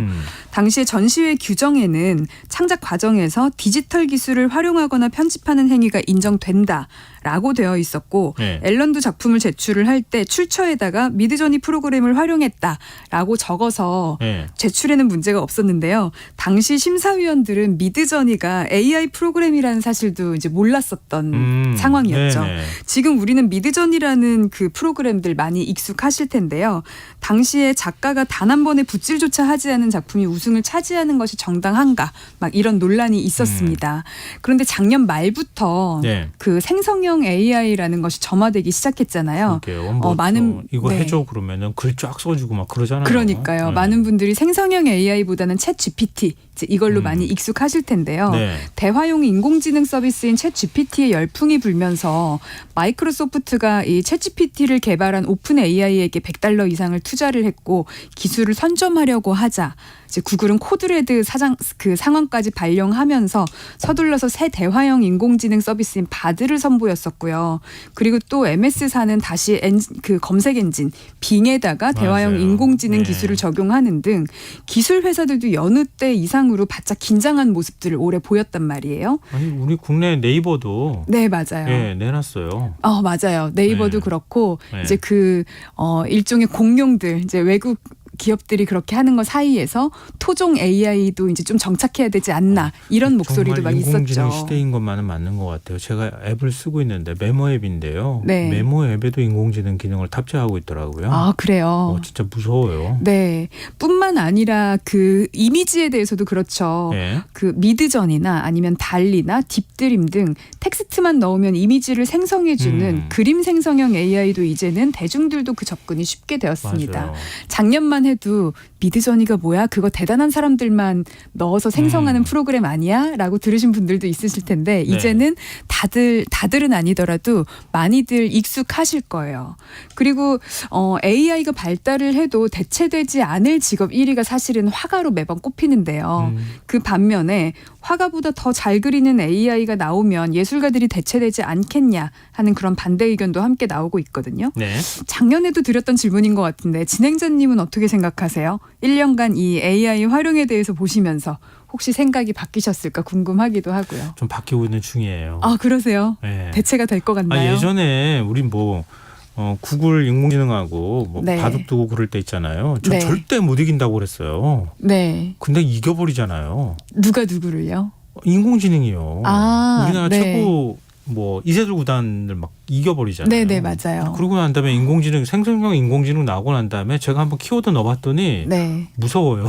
그렇죠. 진짜 대체하는 의지를 시대가- 갖고 있는 네. 무언가 자유의지가 있는 것 같기도 하고. 맞아요. 괜히. 그러니까 네. 이제는 미술 분야에도 적용이 안 되기는 어렵겠구나 이런 생각을 하게 돼요. 그러시구나. 네.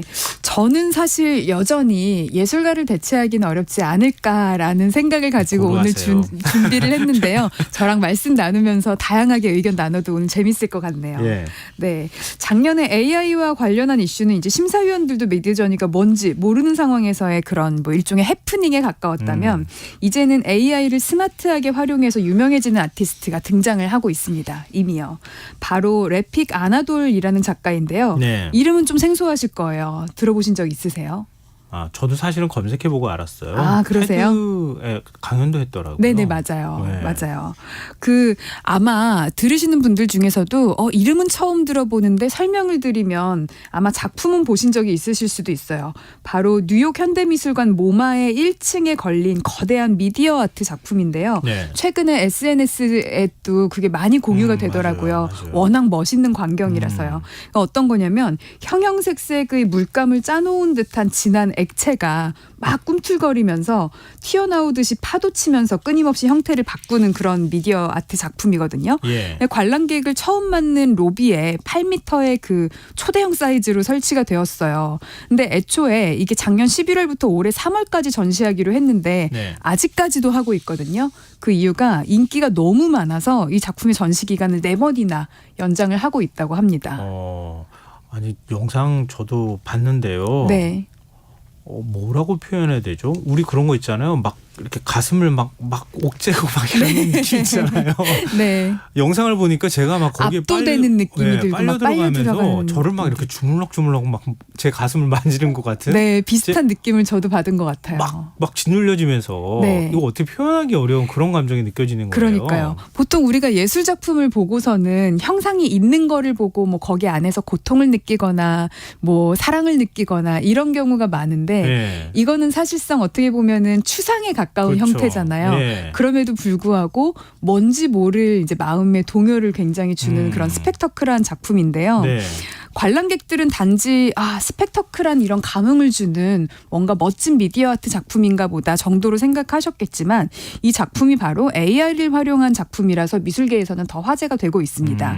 왜냐하면요. 모마에서 작품을 전시한다는 것의 의미가 AI 작품이 예술이냐 아니냐 이거를 놓고 뜨거운 논쟁이 벌어지는 가운데 나름 현대미술의 정수로 꼽히는 모마가 그것도 관람객을 처음 맞는 로비에 전시를 했다는 것은 AI 작품을 현대미술로 받아들인다라는 뜻이기도 하거든요. 예, 모마가 사진도 그런 식으로 해서 받아들였다고 맞아요, 얘기하신 맞아요. 것 같거든요. 네. 그러니까 이제 인공지능 작품도 어떤 뭐 그렇다고 인공지능이 자기 멋대로 만드는 건 아닐 거니까 네. 작가의 의도가 어느 정도 반영이 될 거 아니에요. 그럼요. 그러니까 그런 면에서는 이제 작품으로 인정하는 시대가 돼버렸다는 뜻으로도 보이네요. 네, 맞아요.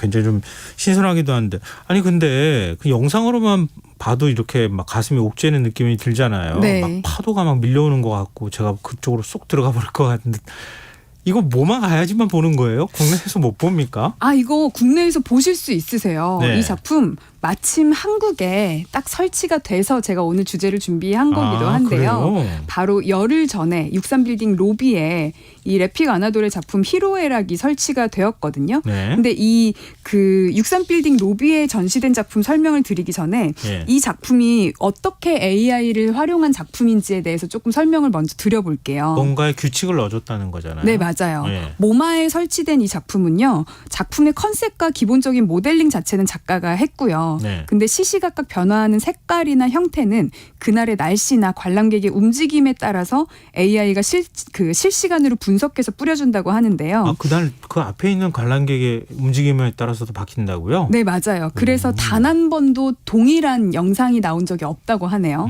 이걸 어떻게 구현을 했냐면 모마가 그 200년간 수집한 예술품이 있을 거잖아요. 네. 그게 한 13만 8천여 점 정도가 되는데 예. 이거의 미술 정보를 가지고 AI를 학습을 시켰다고 해요. 그러니까 모마에 설치된 이 미디어 아트는 모마에서 200년간 그 수집을 했던 작품의 데이터에 의해서만 나온다는 거죠. 일종의 뭐 컬러라던가 이런 것들이요. 세계 최고의 작품을 인공지능이 자기 마음대로 섞고 있다. 네.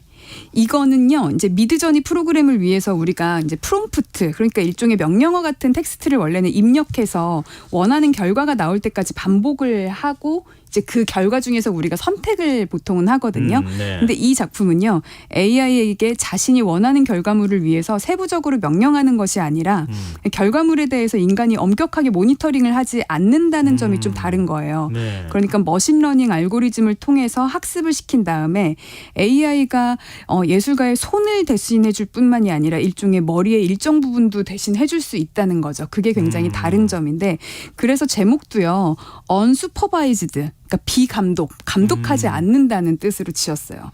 물론 인간이 관여하지 않아도 될 만큼의 결과물이 나오도록 그 학습시키는 방식 또한 미리 예측하고 기획하고 감독하는 것은 예술가의 몫이기는 하지만요. 아까 말씀드렸듯이 모마에서 지금 수개월간 상영 중인 이 작품은 단 한 번도 같은 시각적 결과물을 취하지 않았다고 하네요. 어떻게 보면 자연 속의 파도도 그렇잖아요. 맞아요. 단 한 번도 네. 동일한 파도가 오는 그렇죠. 적이 없듯이 네. 진짜 이게 뭐 이렇게 자연인지 아니면은 예술인지 인공지능인지 막 뭐를 그런 일종의 자연에서 느끼는 아우라를 그래서 느끼게 되는 것 같아요. 그럼 국내에서 전시하는 히로인학 같은 경우는 어떤 성격을 갖고 있는 작품이에요? 네, 컨셉은 비슷하고요. 네. 50인치 TV 100대를 합친 크기로 가로 12m, 세로 5.4m 사이즈의 크네요. 대형 스크린이에요. 네. 그리고 동일하게 형형색색의 물감 파도가 일렁이면서 관람객들을 압도를 하고요. 근데 그 모마에 걸린 작품들은 모마의 데이터로 만들었다 그랬잖아요. 네네. 이 63빌딩에 걸린 이 데이터도요, 그 작품도요, 한국적인 것에서 데이터를 모았다고 하는데요. 이를테면 불꽃놀이나 아니면 예. 한국의 전통음악 혹은 케이팝 뮤직비디오 등 한국과 관련된 그런 데이터들을 189만여 건을 긁어 모아서 AI에게 학습시켜서 제작을 했다고 합니다. 근데 한 가지 오해가요. 예. AI 작품이라고 하면 왠지 이 컨셉 하나 잘 잡아놓고 모마에는 모마 거 학습시키고 이 한국에는 한국 거 학습시키고 버튼 하나만 누르면 클릭 한 번이면 이제 쉽게 만들 수 있을 것처럼 네. 생각을 하시는 경우가 많은데요. 예. 그렇지는 않습니다. 이 제품 제작하는 데 걸린 시간만 6개월이라고 해요. 한국에 있는 작품이요. 네. 하기에 자료를 모으는데도 시간이 굉장히 맞아요. 걸렸을 것 왜냐하면 같아요. 데이터를 수집하는데 수개월이 걸리고요. 그러다 보니까 AI 작품은 인간이 만든 거냐라는 질문에 저는 그렇다고밖에 답할 수 없지 않을까라고 생각이 들거든요. 만일 AI가 스스로 뭐 63빌딩과 컨택을 해서 이메일을 보내고 내 작품을 전시하고 싶다라고 뭐 미팅까지 하고 어떤 데이터를 수집할지 결정한 다음에 뭐 디스플레이 업체까지 섭외를 했다면 그거는 AI의 작품이 많겠지만 여기에서는 확실히 AI는 그냥 도구로서 예술가가 활용했다고 보는 게 저는 맞는 것 같아요. 아니 나중에는 그런 시대가 올지도 몰라. 갑자기 그러니까 무서워지는데요. 자기가 알아서 다 하는 시대가 올 가능성이 있어. 그러게요. 보여요. 인간이 일하는 디스플레이 업체에 컨택을 해서 오히려 이메일을 보내고. 이메일 보내고 나 네. 전시하고 싶은데 돈 얼마 줄 거야? 뭐 이렇게 물어봐서 머지않았다는 생각도 드는데 저도 네. 사실 좀 겁이 나기는 하는데요. 네. 어쨌든 지금 상황에서는 인공지능이 자기가 무엇이든 다 하는 이런 게 아니고 예술가의 관점에서 보자면 인공지능에 뭔가 재료를 우리 인간이 주고 네. 좀 새로운 물성을 가지고 있는 뭔가의 작품을 만들어내는 네. 이제 그런 개념으로 우리가 조금 더 이해하면 어떨까 싶거든요. 네, 맞아요. 재료가 확장되는 개념이라고 할까요? 근데 그럼에도 불구하고 일각에서는 여전히 그 AI 예술에 대한 경계심이 있는데요. 그 AI로 인해서 대부분의 직업이 대체된다고 하는데 인간 고유의 창작 영역 또한 빼앗기지 않을까 하는 이제 그런 우려가 있는 거죠. 근데 이런 기술이요. 기술이 예술가를 위협하는 일은 과거에도 있어 왔어요. 오히려 저는 카메라의 발명 그 시절이 AI 탄생보다 더 무섭지 않았을까 싶거든요. 그럴 수 있죠. 네. 왜냐하면 카메라가 있기 이전에는 화가가 그 현실을 똑같이 재현해내는 그런 역할을 해냈는데 그렇죠. 카메라 발명으로 더 이상 왕과 귀족의 모습을 똑같이 그리는 게 의미가 없어졌거든요. 그때 예술가들이 느낀 위협은 아마도 뭐 거의 인력거꾼이 자동차에게 느낀 위협이랑 비슷한 비슷하지 않을까. 우리 굶어 죽겠구나 이런 네. 생각을 제일 먼저 했을 것 그러니까 같아요. 이제 뭐 하지? 네. 이제 카메라가 나왔는데 우리보다 훨씬 더 싸고 잘 그리고 잘 구현해내는데 나는 이제 뭐 하지? 이랬을 것 같은데 네. 근데 예술가들은 인상주의나 큐비즘 등 이제 카메라가 오히려 할 수 없는 방식으로 그림을 발전을 시켜나갔고 또 카메라를 적극 활용해서 사진 작업을 하기도 했죠. 그래서 네. 사진이라는 장르가 또 생기기도 했고요. 그래서 사진 작업 또한 당시에는 지금의 AI 작업처럼 사람은 셔터만 누른 게 무슨 작품이냐 하는 그런 논란이 동일하게 있었습니다. 그러면 인공지능 작품 인정해주고 네. 인간은 정반대로 다시 가면 안 되나? 인공지능이 못하는 쪽으로 가면 안 되나? 그렇게 가면 어떻게 될지 한번 좀 상상을 해본 적 상상들 재밌는데요. 자꾸 하게 돼요. 인공지능 나오면은 이것저것 네. 자꾸 생각하게 되고 새로운 현상들 예측 불가능한 일들이 자꾸 벌어지니까 네. 장담하기도 좀 쉽지 않고. 근데 또 그런데요. 어떤 면에서는 그로 인해서 이렇게 상상력을 다 같이 발휘해보는 이런 시간도 되게 재밌네요. 제가 언제 그 진행자님과 이런 상상에 대해서 막 이야기를 하겠어요. 근데 사진과 같이 인공지능도 네. 많은 예술가들한테 충격을 준 건 뭐 맞을 것 같고요. 네, 맞아요. 보면 사진에서 할 수 없는 쪽으로 예술가들이 움직였던 것처럼 지금 예술가들도 그렇게 움직이나? 네. 어떻게 가지? 아마 그렇게 되지 않을까 네. 싶은데요. 그 사진 기술이 발달했을 시절에 어떤 일이 일어났는지를 좀 보면 네. 이것도 살짝 미래를 유추할 수 있지 않을까 싶은데요. 예. 1839년에 프랑스의 루이 다게르가 음판 사진수를 완성을 해서 이제 공표를 한 적이 있습니다. 네. 이 사진을 본 화가가요. 오늘로 회화는 죽었다 라면서 이제 탄식을 했다고 하고요. 그 당시에 전통 화가나 비평가들은 카메라는 단순 복제를 하는 기계이기 때문에 예술이라고는 할 수가 없다 이렇게 비판을 했었는데요. 이 사진을요 예술씬에 들여놓게 한 것이 아까 말씀하셨던 이제 모마의 사진부가 신설된 그런 것도 있기는 하지만 네. 또 여러 명이 이제 이거에 기여를 했었습니다. 당시 독일의 철학가이자 미학자인 발터 베냐민은요 기술 복제 시대의 예술 작품이라는 그의 저서에서 그러니까 기술 복제되는 그런 시대에 복제를 할 수 있는 사진과 영화를 예술로 부를 수 있는 점에 대해서 이제 상세한 의견을 밝히기도 했거든요. 그러면서 이제 점점 더 사진이 이제 예술 씬에서 처음에는 단순하게 그 클릭 한 번만 하면 되는 거 아니야? 해서 이제 다양한 담론들이 펼쳐지고 예술로 인정을 받게 된 거죠. 지금은 사진이 무슨 예술이야라고 하는 분은 아무도 안 계시잖아요. 그렇죠? 뭐 이러한데요. 네. 90년대 말쯤에요. 네. 다 필름 카메라 썼었잖아요. 네네. 디지털 카메라가 나온 거예요. 네. 사진 기자들이 필름 카메라로 풀기자단 구성하면은 사진을 네. 뽑아서 이렇게 줘야 됐거든요. 네네. 근데 디지털 카메라 나오고 난 다음에 막 복사를 해가지고 그냥 막 나눠주게 된 거예요. 네. 근데 허락도 안 받고 막 다른 회사 거 사진을 막 쓴 거예요.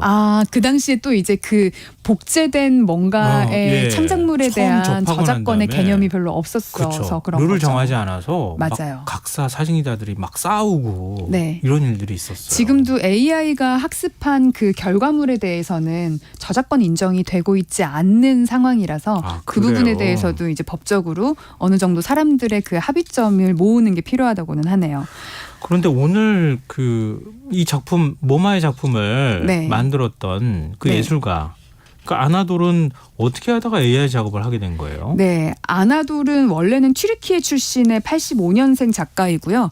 원래는 이스탄불에서 사진 영상을 전공을 하고 같은 대학원에서 이제 시각 디자인까지 전공을 한 다음에 네. 미국으로 넘어와서는 UCLA에서 미디어 아트를 전공을 했습니다. 근데 보통 미술계라고 하면요. 디자인보다는 순수예술 쪽을 일컫는데 예. 그런 면에서는 스스로를 미술계의 아웃라이어다.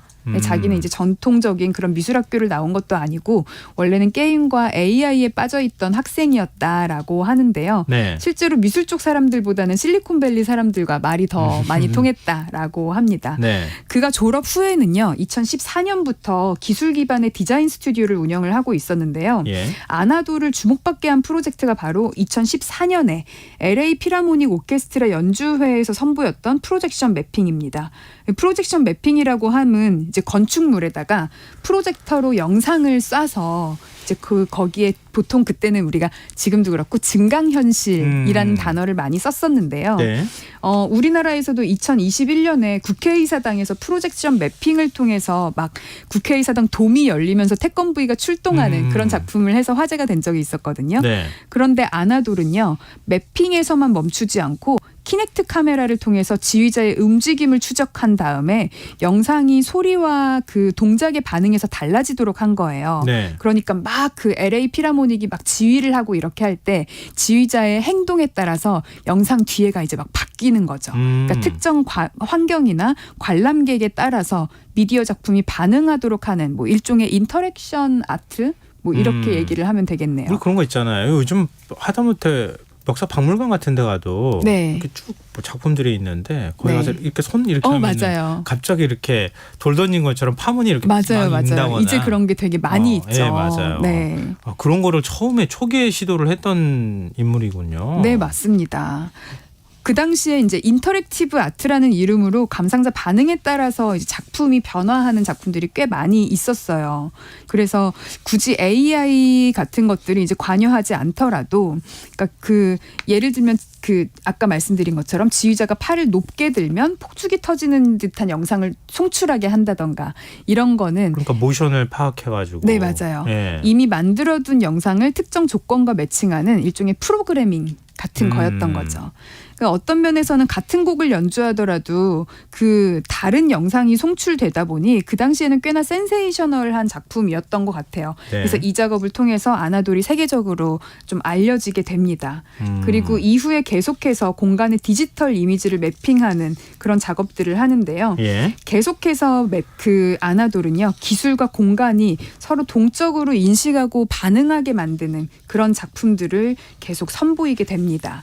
그러다가 이제 말씀하신 것처럼 AI에 이제 관심을 갖게 된 것이 바로 2019년부터인데요. 네. 사실은요. 아나돌이 AI에 빠져들었던 거는 8살부터라고 본인은 밝히고 있어요. 아, 말도 안 돼. 왜 8살부터 인공지능에 관심을 가져요? 그 당시에 그러니까 블레이드 러너라는 영화에서 예. 사람의 기억이 데이터베이스화가 돼서 이제 서로 연결되는 그런 컨셉의 영화를 보고 네. 기술과 예술과 이제 어떤 그런 미래에 대해서 이제 상상을 했다고 하는데요. 사실은 뭐 AI에 빠져들었다라고 보기보다는 왜 우리 어릴 때 하다못해 그런 거 많이 하잖아요.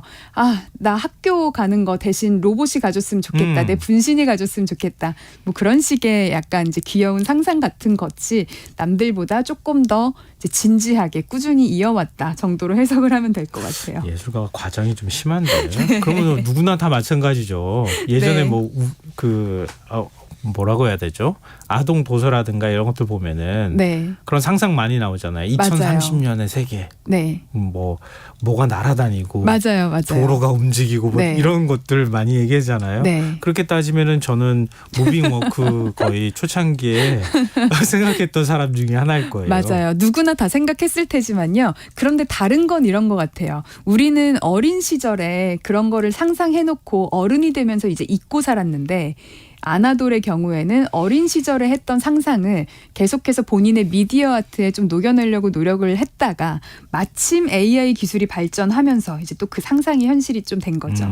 실제로 그 AI 작품을 좀 시작을 했던 거는 2019년인데요. 네. 기계 환각이라는 작품을 통해서 이제 그 당시에 엔비디아의 이제 스타일겐 알고리즘을 훈련시킨 다음에 수백만 장의 뉴욕시 사진을 선별하고 이제 그거를 시각화 자료를 전환시켜서 그 결과 2억 개가 넘는 이미지 DB를 활용을 한 다음에 예술 작품을 만들었었다고 하는데요.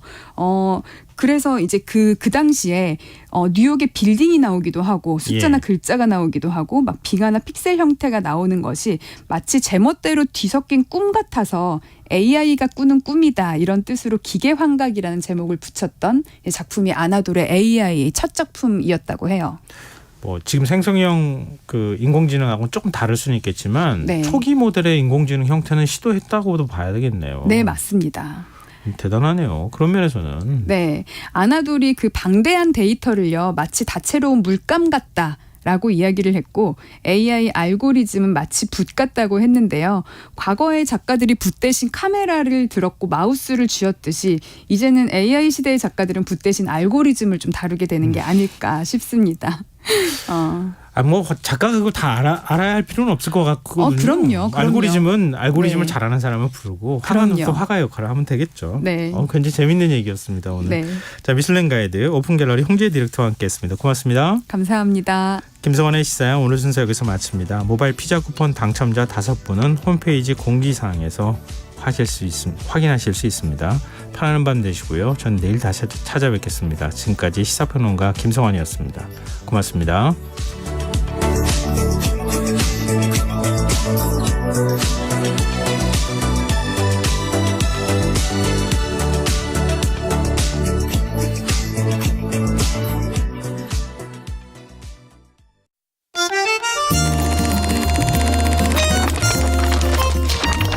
강유정의 영화관, 정여울의 도서관.